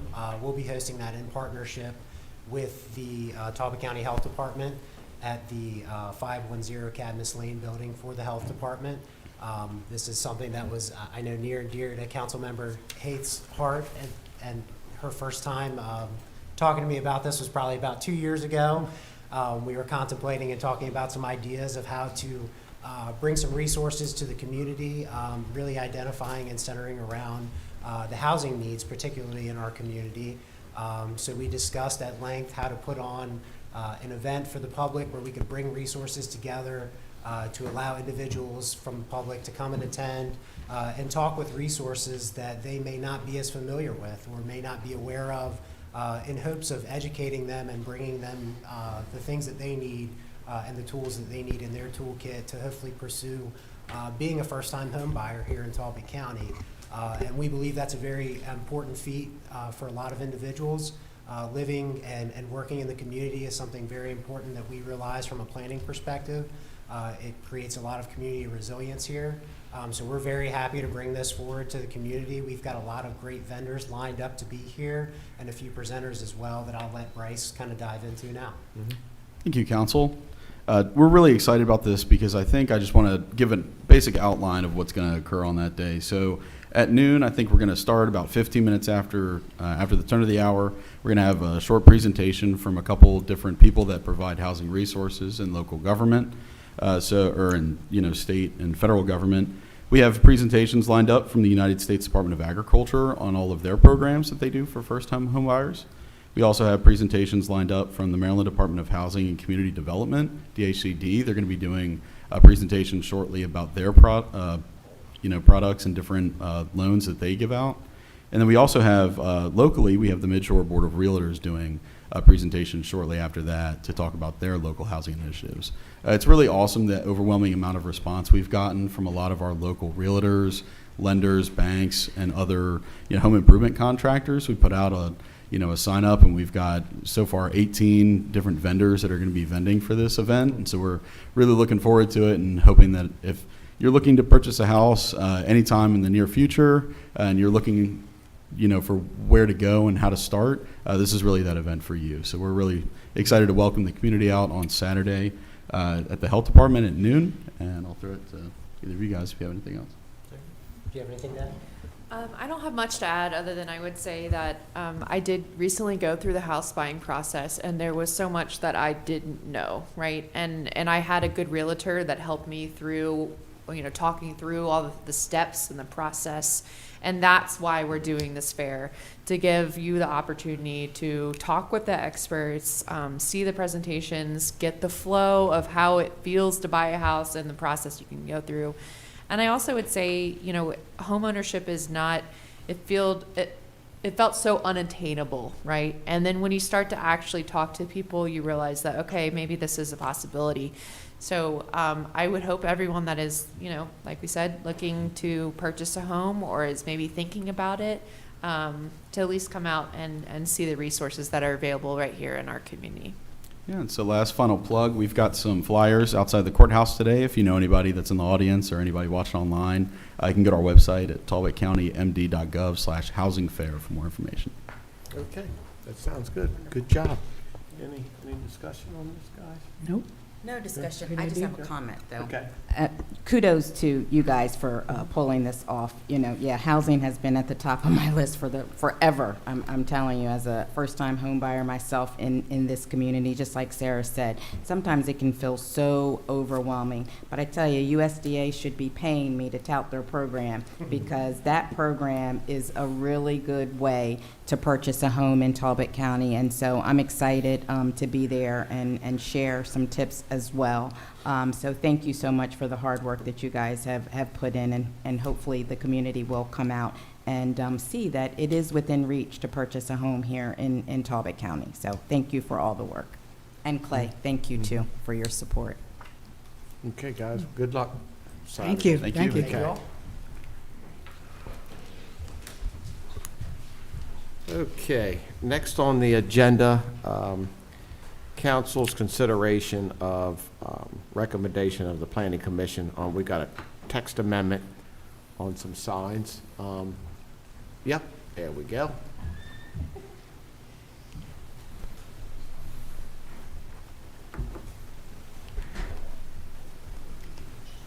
Okay. Good evening. Good evening. Good evening. I wanted to let you know that the Planning Commission. Could you introduce yourself, please? Yep. Elisa DeFlo, Okay. Planning and Zoning. I wanted to let you know that the Planning Commission had reviewed the text amendment to add the corporate flags to the sign ordinance and had made a favorable recommendation to pass the text amendment with the amendment that we add that the corporate flag fly with at least one governmental flag. Okay. Yep. Sounds good. Okay. It is our charge now to direct staff from the dais to draft this. Yes, that is correct. Well, I will move that we request that we do that. Okay. And with the amendment as recommended by the Planning Commission. Second. Yep. I'll join in that as well. Madam Secretary, could you call the vote? Do we have to vote? I don't even You need don't to vote. have to vote. It means No, fine just if you a. do. Just a I direction. Really, any one You council ju- member can direct me to Okay, prepare it, all right, so we're- all right, you got what you need then. Yeah. Okay, good. Okay, that sounds good. Thank you, guys. Thank you. Thank you. Thank you. Okay. Quick. All right, we're good? Yep. Okay, next on the agenda is a discussion on the priority list of Maryland Department of Transportation.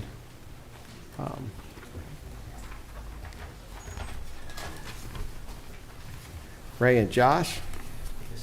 Yep. Okay. Well, I think council, I guess back in March, we presented to you, I guess, the road priorities. Yes. As discussed with the Public Works Advisory Board. At that time, there was no, the 2025 road priorities did not have anything listed as the rails to trails that was associated with the Frederick Douglass building, and I guess we had talked with the council about that. And I didn't believe it was added back to the list. Apparently it was on the list in 2024. Okay. So, again, when we met with the Public Works Advisory Board, we had not even looked at adding or it was not on our list at the time. So there was no recommendation from the board to having this added on. I think it was for our discussion with you all at that meeting, so. So at this time, it's on the list. It is on the list. It's actually item number 10 on the road priority list at this point in time. We currently have, I think, 11 items, and so it was added as number 10. It was my understanding, and we can, that it was there before in 2024. I do know that there was a meeting in 2024. I think the SHA had a public meeting talking about the rails to trails, and I know there was a lot of concerns that was raised by the farming community at that meeting. And at that point, so I was under the impression that it was not added to the list, possibly for that reason. Right. So. Right. Okay. Okay, council discussion? Yeah, I'll be glad to add a few points. So back on that meeting, I'm still unclear on how this got added to that. I have the list here in front of me from the March 24th meeting that showed going to number 9 being Cordova Road and the transfer to SHA, but that was just for that 0.14 mile stretch. That's the only conveyance that I saw that was in there. I was at the the only thing I know we added was during public comment that meeting, Mr. Riggin had represented East and Club East and mentioned extending the left-hand turn lane heading eastbound on Route 50 onto Dutchman's, and we as council added that. So again, I'm still unclear on how the rail trail got in there, but I think it was last week, we were out to Queen Anne Hillsborough Fire Department, and they had the public session that was there. It was heard loud and clear that the residents up and down 309 were not in favor of this for a myriad of reasons, anywhere from just, possible, incidences with farming operations to, just safety concerns and who's liable for this, who's liable for that. I know there was discussion about that, but it was heard loud and clear that the communities out there along 309 between Easton and Queen Anne did not want this. So I don't know what our formal process here, but I'm sure anyone else might have any additional comments, but I'd like to make a motion that we remove that from this priority listing to MDOT.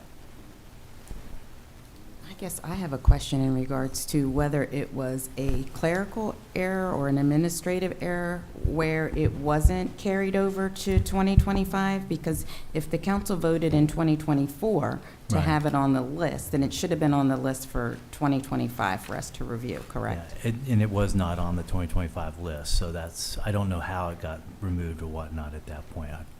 We'd have to go back and look. I have no idea. We did research it, and the only thing we could come up with, it was inadvertently dropped from the list. Okay, that's what I was thinking. We could not find any action of council to drop it from the list. That's why this year, although it wasn't on the initial draft list that you had in your packet, we brought it back for your consideration as to whether you wanted to add it or not. And certainly, tonight you can remove it, and we would make due notice to the Department of Transportation following such. Thank you for clearing that up. Yeah, thank you. Okay, all right. Any other? My inclination, having been at the meeting at Queen Anne Hillsborough and heard the concerns from adjacent property owners is rather than remove this from the list and just be silent on the issue, would be to add a little bit of language there that would say something along the lines of, as project planning takes its next steps, adjacent property owners must be engaged to address concerns regarding the compatibility of the trail to agricultural and related activities, and make sure that concern is registered in our priority listing to the Department of Transportation. And I know that we're past the deadline for DOT, but whether or not a late action at this point will make it across their desks. If it can, I'd rather add language than take it away. Yeah, well, it is, I can tell you that it wouldn't get the attention anyway, but they've moved on. They've informed us that they've spent $800,000 already on just a map to draw a potential red line. It's interesting how they have funding for this. I know they say it's coming in from a grant, but when we're in a state situation where we're in, but we have, we somehow find resources to put in this trail that, our community clearly doesn't want. It's definitely a little concerning. So, but, yeah, so my motion still stands to remove it from the list altogether. Well, go ahead. I have another question then. Yeah. So in 2024, when we added, I had to go back to 2024. When 2024, when we added it to the list, these concerns were out there at that time as well? I don't recall. We hadn't had any public session on it. The first one we had was Over to the library. To be honest, here last summer over at the library, and it was a packed house in opposition of. In addition to last week, a packed house in opposition of. So, like I said, the communities. In fairness, there were plenty of supporters in the room as well. Yeah, there were. But like I said, those who are residents that spoke up, I didn't hear anyone who was a resident that said that this would impact their property line. That said that they would like this to come to that area. I did receive, some emails from various constituents on both sides. And I think that what Councilman Lesher is proposing is potentially a way to move forward, because everybody should be heard, because you have people on the side that says they would like to see a trail for health reasons, walking, biking, whatever the case may be. And then on the other side, there are questions that, you know, I agree with too, regarding dust and some other things as well. But to have a solution for both sides, I do think there needs to be some type of research and, you know, public information session before they move forward with it. And since it was on the 2024 list and somehow was inadvertently removed, we did vote to put it on there, this body, in 2024. So I think keeping it on there and moving forward with some type of research and making sure that the public is informed and do a public session would be the way to go as well. Yeah, the only thing I don't understand about what Councilman Lusher is saying is if you present both sides, and for what purpose? I mean, who's going to make the decision? Well, the point is to make sure that those community concerns get addressed in the planning process about traffic safety around spraying, hunting, all of the community concerns that were expressed at that So meeting. you're saying everybody has a voice, but in the final analysis, it would pass?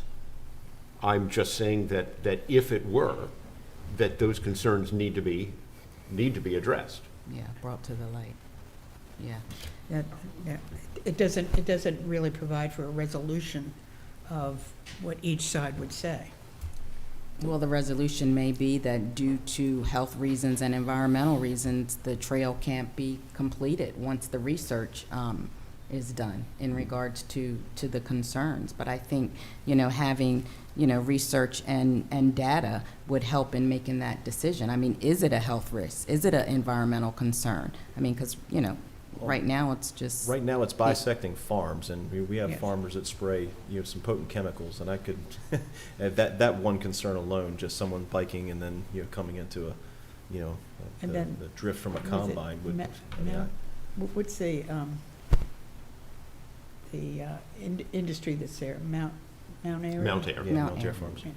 Mount And they're Airy. concerned about the comings and goings. And I mean, Yeah, they're- it's literally... It's out there, you know. The I rail just trail's think about it's- 30 feet off of their property. their silos are about I mean, 20, it's 30 it's feet very off. hard, it is a Yeah. hard issue. I mean, I Sure. admit that. It is. Mr. But- Stamp, were you able to find out any information about our neighboring Queen Anne's County? I'm sorry, could you repeat yourself? Did you find out any information in regards to my question about neighboring Queen Anne's County and their trail? I have not been able to get a response as of yet. So Queen Anne's County did just present their bike and pedestrian safety master plan at our Talbot County Bicycle and Pedestrian Advisory Committee meeting just this morning, showing how they are prioritizing connectivity and trails that support the county comprehensive plan. They do show ultimately a link in trails down through Tuckahoe Park to 404. I think my specific question was if there was any commonality between the trail that's already existing in Queen Anne's County to the proposed here in Talbot County. If there were some concerns or if there's anything in common that we could learn from them. They're different for us. areas, how can there be? Different areas, but there may be, that was why I asked the question. We can't assume nothing is Right. my Right. motto. I agree.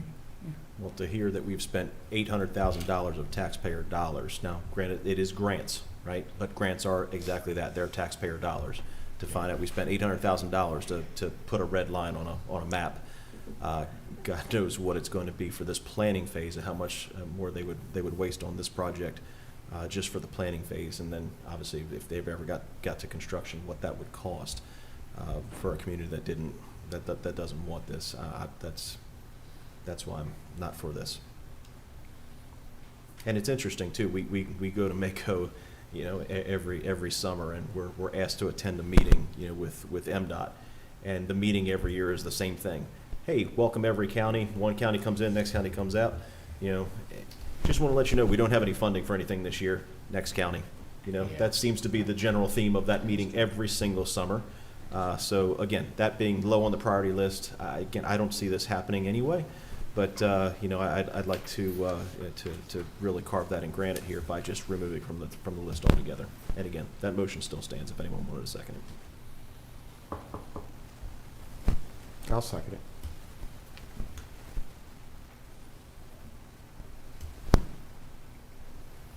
Madam Secretary, could you call the vote?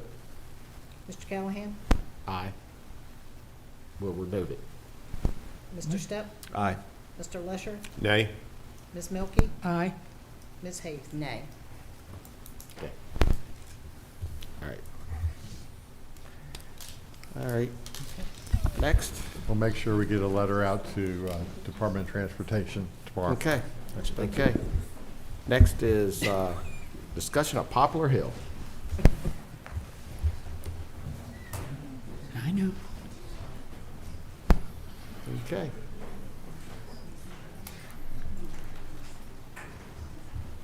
Okay. We're discussing. Poplar Hill. What are we discussing? Oh, Do I? well, what? Council, I think, it's okay. All right. Council member Milky had asked that we put this on the agenda to have a conversation about the Poplar Hill Park, specifically related to the town of Easton's comprehensive planning process, in that, I'll just hold for a minute. Okay. That's fine.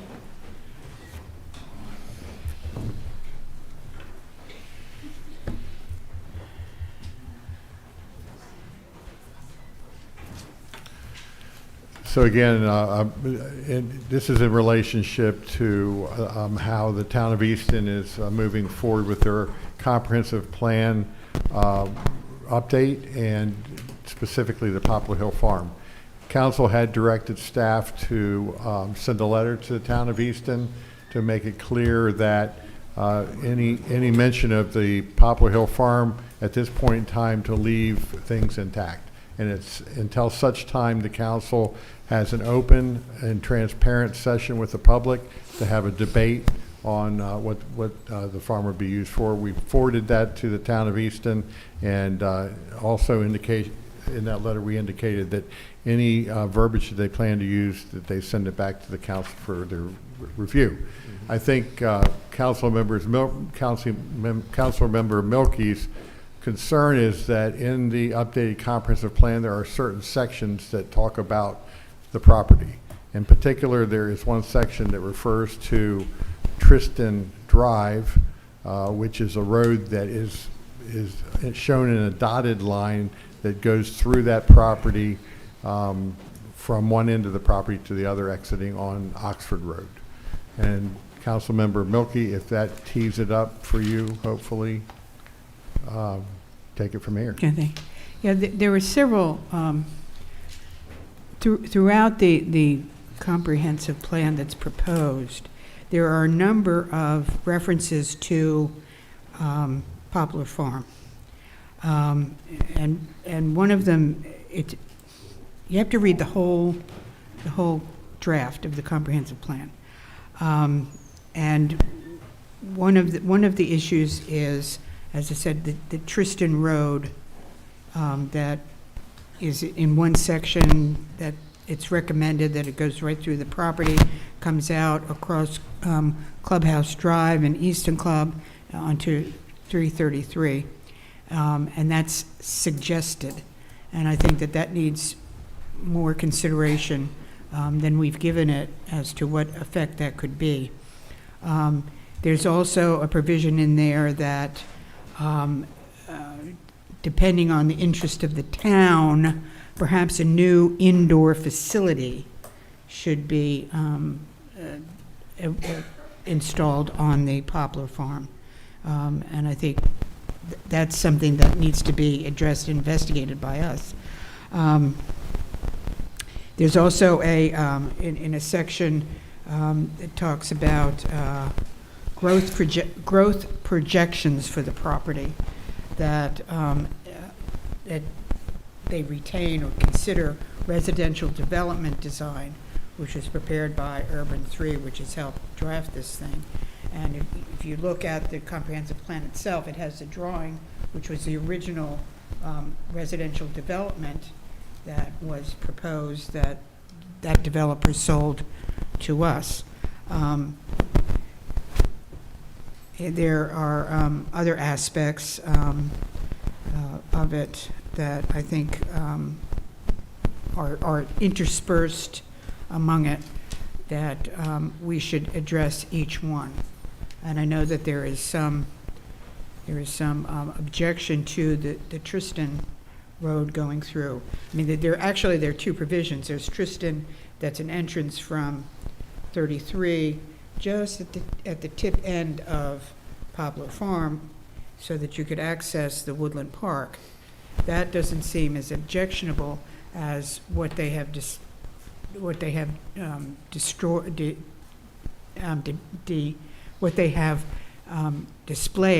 as a full road that goes directly through the property.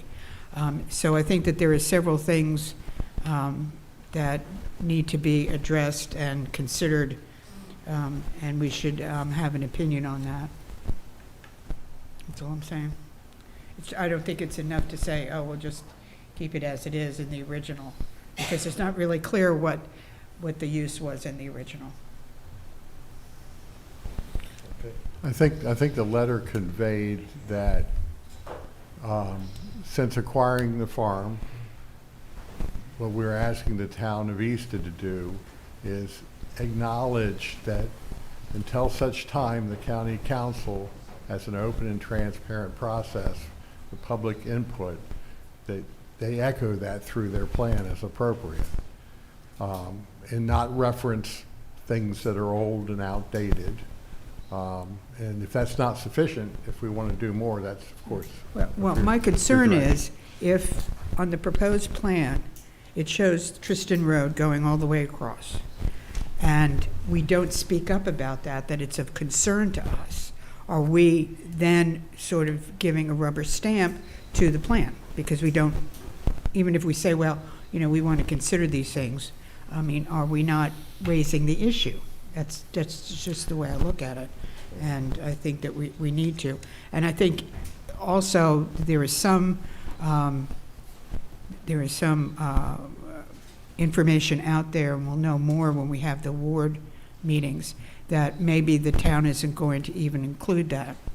So, why should we endorse something that they're not going to endorse? I mean, there's a lot of opposition to it.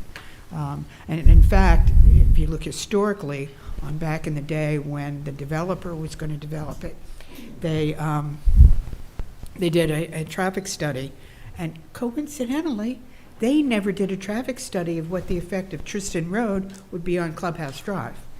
So, I mean, that's a big question. Yeah, okay, so I understand a little bit of where you're coming from, but,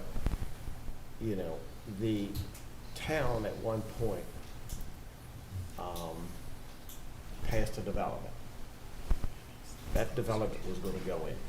Yeah, well, Okay, not, so yes. I didn't know it was that's passed. Well, I think it was, and it just didn't go to tuition, and it was done. That's what made this property extremely valuable. That's why we bought it.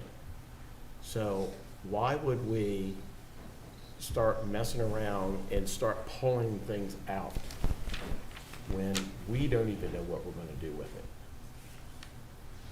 Well, So, well, and that's I'm my just point, trying that to. we shouldn't. So I'm just trying to put a little bit of logic on what you're trying to ask us to do, because we're developing a problem. There is no problem. There isn't any problem. We own this property. The county owns it, right? The county owns this property, okay? And it's up to the county to decide what the future holds on that particular property. That's just like anybody that owns property. I mean, based on the zoning and the permitted use of that said property. So the county is the owners. The town of Easton can put anything in their plan, but the zoning and the permitted use is still applicable to that property that the county own, and the county in a future time will decide what goes there. Okay, my point is this, let me cut to the chase, Yeah, okay? Yeah, cut to the chase, please. Please. The town has put out a comprehensive plan with a suggestion here, suggestion there, suggestion here. Right. And we have to respond to that. Why not? We did. No, we We didn't did. say, no, we didn't say. We wrote him a letter. We didn't say that we had, that we didn't agree with some of their plans. We did say we should sit down and talk about it, and the town should get the input from the county, but we didn't say, we question the Tristan Road. We question, the use that they want, that they mention about the new indoor sports facility, a future park, and all their suggestions of things. That's all I'm saying is. But they can suggest anything. It's up to the property owner. That's just like if you own property and the county suggested something to use for your property. It's up to you as the property owner to put whatever is defined in the zoning and the permitted use for that property. To me, it's a moot point because we've sent the letter expressing how this board feels about the property. It was vague, just saying. Well, when they go to vote on the comprehensive plan, we can make sure that the letter is attached to, in the public comments, and then. I don't see any fear, and we're talking about a road that's probably never gonna be there, and it's not there now. I mean, at one time. They would have What to it have means, there's permission. nothing there but land. They would have to have I mean, permission. We've got a plan. I mean, at one time, the county's probably blessed all of us because it was going to be a hospital there. And there was going to be a development there. Now there's zero there. So that was the whole point, to do all this. Can I just put a bow on this? Please. Wrap this thing up?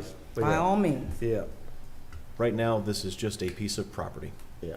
That is being farmed, that is owned by Talbot County for future use by Talbot County. That's it. That's it. Nothing else. There's a lot of people who have opinions on things, and as they should, right? This is county-owned property, right? It is the citizens' property. They should have opinions. Right now, it is our intent as a county to not do anything with that property, but to continue to farm it and retain it in our inventory for future county purposes. So the town should tell us what. The town shouldn't tell anything. The town shouldn't tell us anything, right? We are the owners of that property, period. Yeah, I'm not sure. I'm not following the town- Okay, can we move on to county manager's comments? Because the bow has been put on the property. The bow is on the property. Oh, and the president, let's move on. Yeah, can we please President. move on? You're very quiet. That's unusual. It's all been 2 said. weeks in a row. All right. Do we have to do anything with this? This was just a discussion. And it was I just want to close it by saying okay. that we could not take a position until we have a sit-down with the town, as we've said in the letter. Yeah, there's nothing to do right now. Right. Excuse me? This requires no action. Right now, Right. we're property owners, and that's it. Right. And if we, in the future, we all want to sit down, right down here and talk about that property, we can do that. So right now it's being farmed. That's right. Yep. That's the way it's gonna stay for right now. so. Yep. Okay. We've only extended that contract for a year. I'm this ready year. for play stuff. How about you? Okay, Mr. Okay. Council President. Okay. County manager report this evening. Thank you. First item we have are boards and committee appointments. The first one is the Board of Electrical. One day we're going to get this system working right. That's all right. Swire? It just started, yeah. I don't know what it is. No, it was like it this afternoon when I was in here by myself and just putting the Okay. nameplates. Okay, excuse me. Council, the first item I have is under Board of Electrical Examiners. We're requesting the reappointment of Mr. Tim Fluharty, representing the Talbot County Volunteer Fire and Rescue Association, to the board. So moved. Second. Okay, we've got a motion second. Madam Secretary, could you call the vote? Mr. Callaghan? Aye. Mr. Step? Aye. Mr. Lesher? Aye. Ms. Milky? Aye. Ms. Hayes? Aye. And the next would be requesting the reappointment of Mr. Chuck Powers to represent the 5th Election District on the Public Works Advisory Board. Motion to approve. Second. Okay, we got a motion second. Madam Secretary, could you call the vote, please? Mr. Callaghan? Aye. Mr. Stepp? Aye. Mr. Lusher? Aye. Ms. Milky? Aye. Ms. Hayes? Aye. Council, next I have a request from our Facilities Maintenance Award bid number 2518 roofing sections to the Talbot County Circuit Courthouse and State's Attorney Building, 11 North Washington Street, Easton, Maryland. As you read in your agenda packet, they are requesting approval to award this bid to D Project of Glen Burnie, Maryland, the amount of $231,260, base bid of $224,300, and add alternate of $6,960. A total of 7 bids were received. There are sufficient funds in the budget for this project. Motion to approve the request. Second. Okay, we got a motion and second. Madam Secretary, could you call the vote? Mr. Callaghan? Aye. Mr. Stepp? Aye. Mr. Lusher? Aye. Ms. Milky? Aye. Ms. Hayes? Aye. Next, I'll invite Joe Hughes, our Director of the Corrections Facility, up. He has a request for the installation of air handler units 1 through 4 for the Department of Corrections. This is a project to replace all the air handlers which have exceeded their life, I would say. Go ahead and fill in where you need me to. Joe Hughes, the Director of Corrections. We have 4 units on the 3rd floor, but the design of the building, we have to have a crane that picks them up, and then we have to take out a vent to bring all of them in.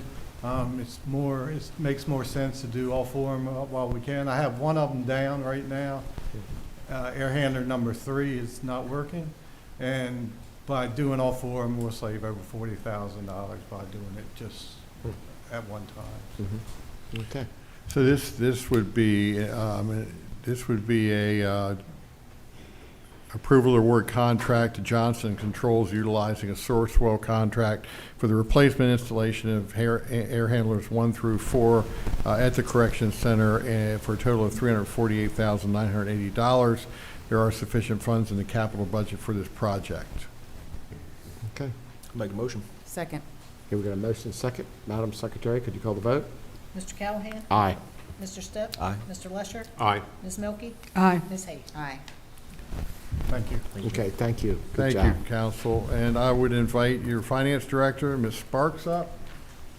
She's here this evening to offer your consideration to approve a 4th quarter budget transfer. Good evening, Council. Martha Sparks, Finance Director. In accordance with Section 615 of the Talbot County Charter, which states transfers between agencies of the county government and within the same fund of the current expense budget may be made only during the last quarter of the fiscal year and only on the recommendation of the county manager and with the approval of council. So I have provided you with a list of 4th quarter transfers that focus on the purchase of capital outlay items that we reviewed during the FY27 budget work sessions that we had with you, and which our department heads determined that these could be purchased in FY26. So that amounts to about $486,800. And the other 4th quarter transfers are operating expenses and capital outlay expenses that have been previously approved by council using contingency throughout the year, and that's $102,815. And those are being adjusted from our contingency reserve line. I'm not going to go through every single item unless you have any questions. Okay. No Any question. discussion? Motion to approve the request. Second. Okay, we've got a motion second. Madam Secretary, could you call the vote? Mr. Callaghan? Aye. Mr. Stepp? Aye. Mr. Lusher? Aye. Ms. Milky? Aye. Ms. Hayes? Aye. Good job.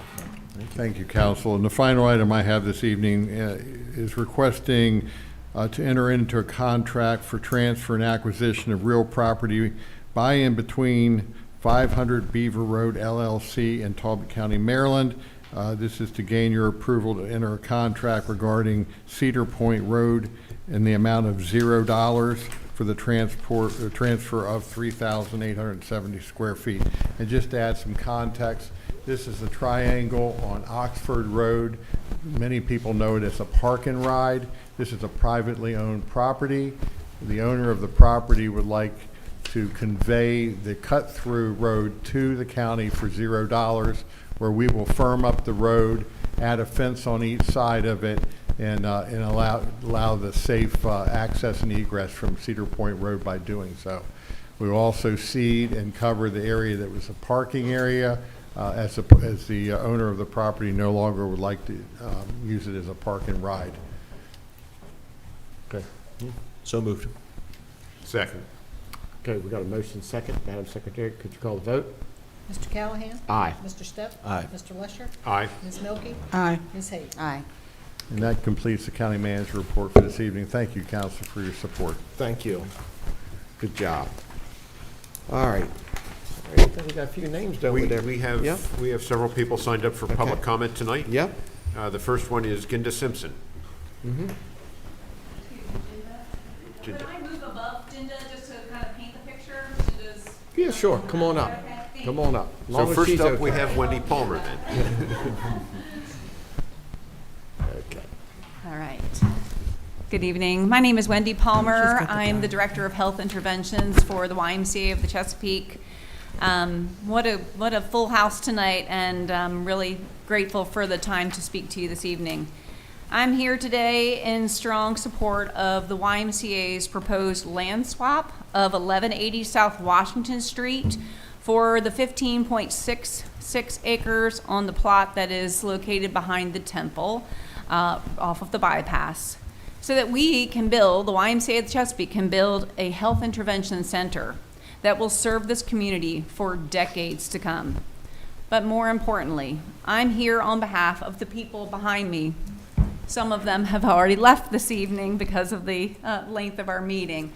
So could I have all of our participants that are involved in our Parkinson's exercise program and their caregivers raise their hand to show the number of folks that have come out this evening?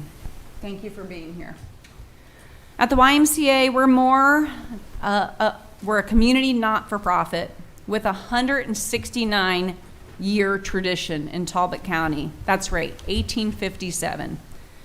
The county and the Y have a history of trailblazing, creating the first YMCA senior center model that's located in our YMCA in St. Michael's. That model has also been replicated in Queen Anne's County, and it's been highlighted as a model for others in the state. The Maryland Secretary of Aging has mentioned our facilities and that success. We are a health intervention partner. Across Talbot County and the surrounding region, we deliver evidence-based health intervention programs that support individuals living with chronic disease at no cost to the participants. These include cancer survivorship programs, the Live Strong at the YMCA, Tandem, which is a program to support families and individuals living with dementia and Alzheimer's, blood pressure self-monitoring, diabetes prevention, our falls prevention program, which is called Enhanced Fitness, and critically, our Parkinson's exercise programs. Here is a chance to support the WISE effort to build the first ever health intervention center in the state. Our Parkinson's community is here tonight. You've seen them. These are individuals who show up with courage, determination, and hope, fighting back against a progressive disease through movement, connection, and community. What they've found at the Y is not just exercise, it's a community, it's belonging, it's improved quality of life. Talbot County is aging. Nearly 30% of our population is over the age of 65, and that number is growing. With aging comes increased risk of falls, chronic disease, dementia, and social isolation. Our balance, our strength, and our stability programs are not just luxuries, they are essential. They are helping our residents maintain independence, avoid hospitalization, and age safely at home. We know the data, we know the outcomes, and most importantly, we see the impact in real lives.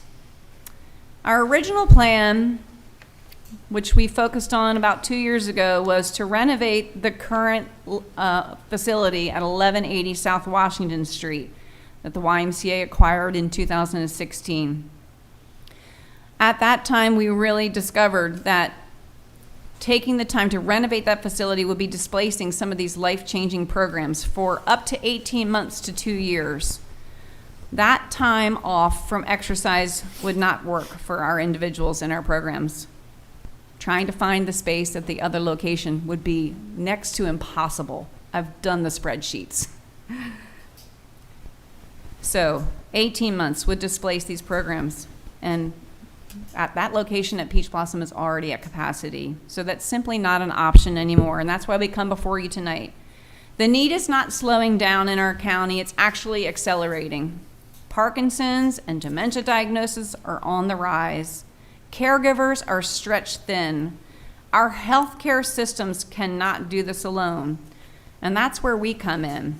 The YMCA represents a community as medicine model, CAM.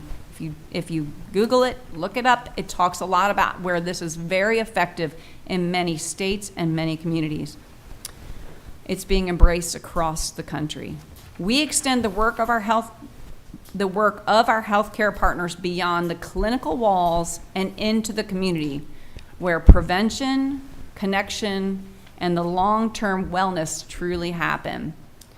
This land swap is not just about a piece of property. It's about preserving and expanding access to these critical programs without interruption, without any barriers. Again, no fee attached to any of our programs. It's about building a future, okay? And a ready space where we can meet the growing needs of our aging population with dignity, innovation, and care. We are proud to be a trusted community partner, and we are ready to do even more. So on behalf of our participants, our families, and our future generations, I respectfully ask for your support.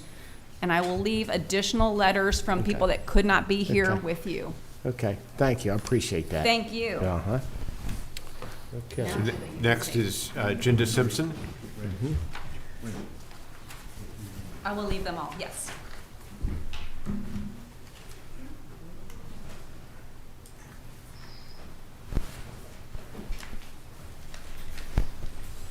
Welcome. Thank you. Yeah. My name is Jinda Simpson, and although public speaking gives me butterflies, I cannot not speak up. Please pardon the fact that I am reading from a prepared letter, but it was how I could organize my thoughts and express what is a deeply personal and emotional topic. My husband Mike was diagnosed 4 years ago with PSP, a very rare and progressive neurodegenerative disease that falls under the Parkinson's umbrella, in that it shares many similarities with PD. It took many years to reach a diagnosis, but as soon as we learned what the mysterious and worrisome symptoms meant, we reached out to Wendy Palmer at the Y to see if Mike would qualify to participate in the programs they offer, starting with Rocksteady Boxing. As soon as Mike healed from a shoulder injury caused by the fall that finally led to his diagnosis, Mike was invited to the gym where his ability to participate was assessed by the Rocksteady Boxing team. He was then welcomed to join an ongoing class, one of several, that are being offered at the Easton YMCA free of charge to those diagnosed with PD. We knew that we were both at the beginning of a most challenging journey. For Mike, as he fought to maintain his equilibrium, both physically and emotionally, in the face of the unknown, and for me as his care partner. What we both found was a community of deeply supportive friends and professionals who are dedicated to helping each of us stay strong, courageous, and giving, but always focused on what can be achieved when facing PD together.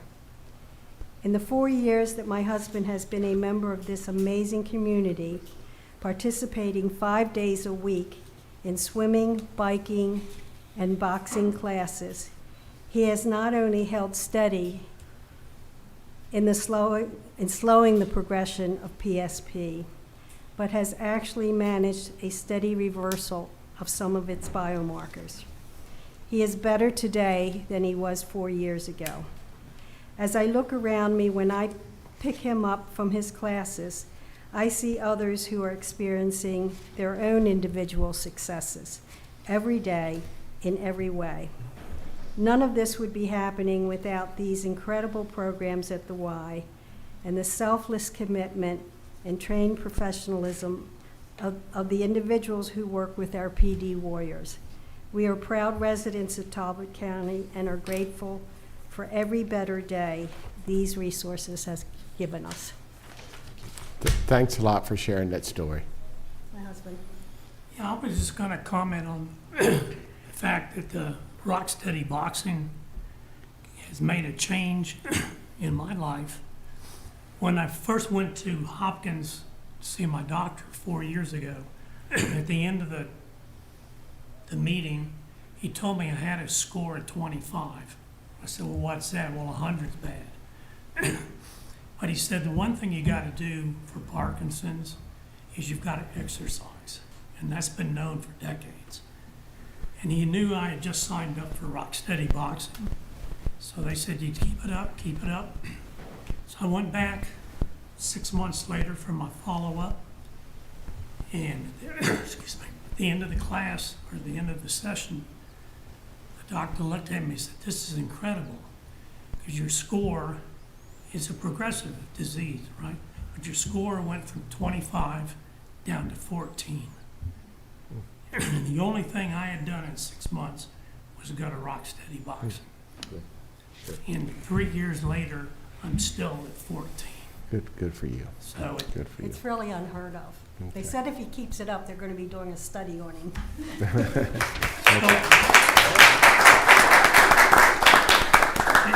The Y's got a great program, and it needs to be supported. Okay. So we're Thank hoping you. you'll help them out with it. Okay, thank you. Next up is Harvey Bernstein.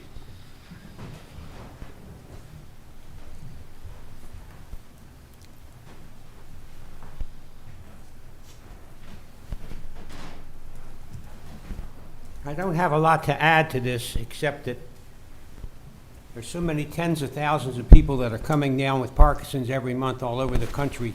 Everybody needs to take another look at this disease. It's been wonderful here at the Y. It's helped me. It's kept me single to take care of myself. I would have definitely had to have had more health care if I wasn't into this program. And I would invite you all to come over and look at it just to see what this program really can do. But again, there's not a lot I can add. Wendy said it all, and the other people just mentioned more. But please take a look at what Wendy's proposing, because this will help so many people that you know don't even know that will come down with this disease in the next 5 years. And I thank you. Thank you. Next is Jack Harold.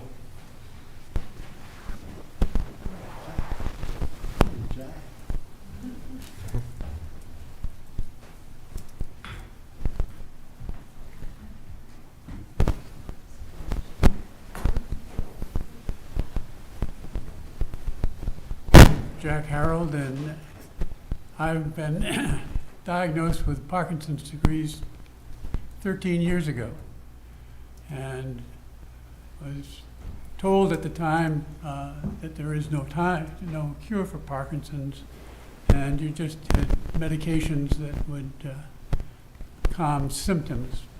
And what has changed is, has been mentioned, is a revolution in seeing the treatment of Parkinson's through exercise. And our center went from I was one of the original 4 people, and we ended up, I think, with 100 and something at this point.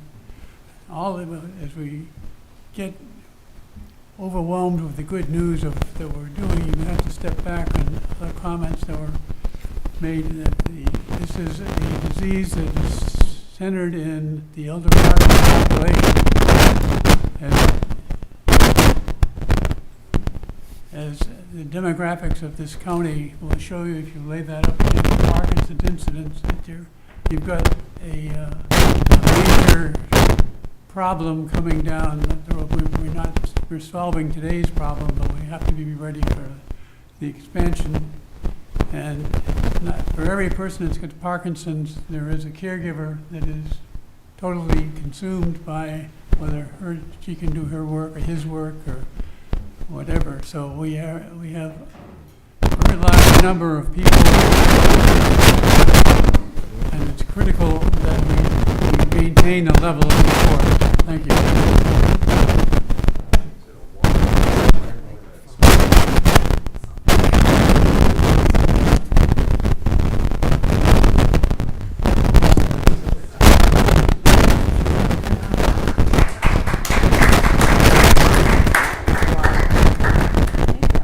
Next is Eileen Highstand.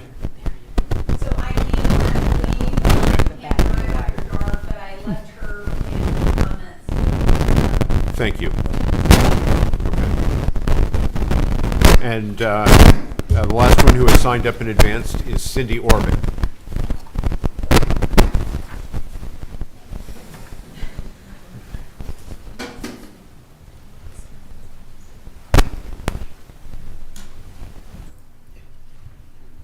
Thank you, Council. Cindy Orban, member of the Talbot 250 Commission and speaking in that role.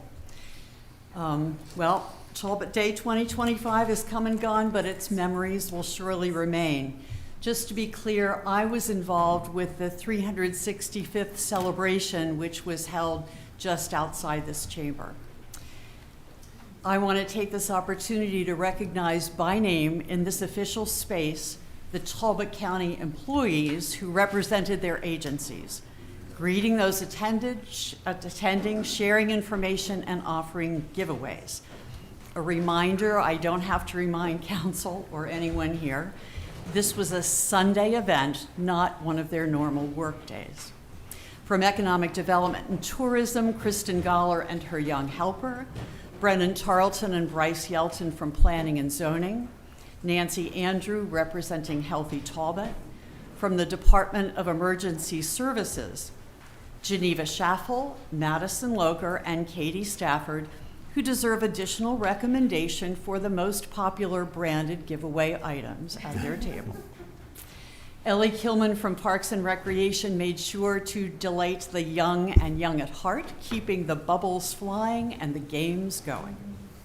Representing the Sheriff's Department, Corporal Mixon and K9 Kiwi delighted the crowd and provided lots of photo ops. And I just do have to add, because I did get a question from the sheriff, Kiwi was the most popular of the two of them for the photo ops. I won't reference the difference in the photogenic quality of either of them, but Kiwi was definitely a hit. The Easton Volunteer Fire Department offered full tours of their truck and fire helmets for future volunteers. The Easton Police Department provided timely, clearly marked road closure, ensuring the safety of all. We are also grateful for support from community organizations, the St. Michael's Art League, who inspired young artists to create paintings, and to the Working Artists Forum, who invited everyone to be a part of their quilt project, collecting memories from Talbot residents. And then, there are those who went above and beyond. And another reminder, this was a Sunday event. The director of the Talbot County Free Library, Deena Newman, who got a call, probably late morning, that the ceremony would be moved from outside into the community room at the library. She drove in so that the room could be opened for the Community and Service Awards. And the library's custodian, Ken Healy, came in, moving the tables, setting the room with chairs for the ceremony guests. Jessica Morris, Assistant County Manager, and Susan Moran, Council Secretary, who are not just proficient at their day jobs, I've learned, but are also great at on-the-spot interior decorating, wrestling Mylar balloons in gale force winds, and purple pennant placement. Everything needed to ensure the festivities went off without a hitch. Facilities staff Chris DeVillio and Brent Geib made certain power was available for music, face painting, and, as we all know, most importantly, for the Scottish Highland Creamery ice cream cart. They set up tables and chairs according to our map. Then they moved them, and then they moved them again as we rethought the space. But repeatedly they asked, what else can we do to help? Do you need anything else? And make sure you call us if there's anything we can do to help. Once the event ended, they were right there to take it all back down again. Mike Doolin and Dean Samuel of the county road staff brought their dump truck and were simply amazing. Arriving at 2 o'clock, they waited patiently until close to 5 when they could move into position. They were clear that this was not a touch a truck. This was a climb into, sit in, sound the horn truck. Yes. And kids of all ages loved it. I have it on good authority that their truck was in full service through the week doing its necessarily messy, dirty road work job. But for Talbot Day 2026, that truck was showing their Talbot County road crew pride. It was shining outside and pristine inside. And I have to tell you, there was not even a speck of pollen on that truck. Unbelievable. I don't know when I've ever seen a cleaner vehicle of any kind. Finally, there is the employee who had been looking forward to Talbot Day 2026 ever since the end of Talbot Day 2025, Sarah Kilmon. It's obvious and probably doesn't need to be said. Sarah leads with her spirit and gives her heart to the Citizen and Service Awards. She makes sure that each and every nominee feels celebrated and valued, that we all recognize the breadth and depth of their commitment, and that their exceptional contributions to individuals and communities make Talbot County, in its 365th year, this place we are all privileged to call our home. So, thank you, Sarah. And thank you, Council, for your indulgence. Yes. That's the end of those who have signed up in advance. Okay. Anybody else want to come up? Okay. Just a minute. Yes, sir.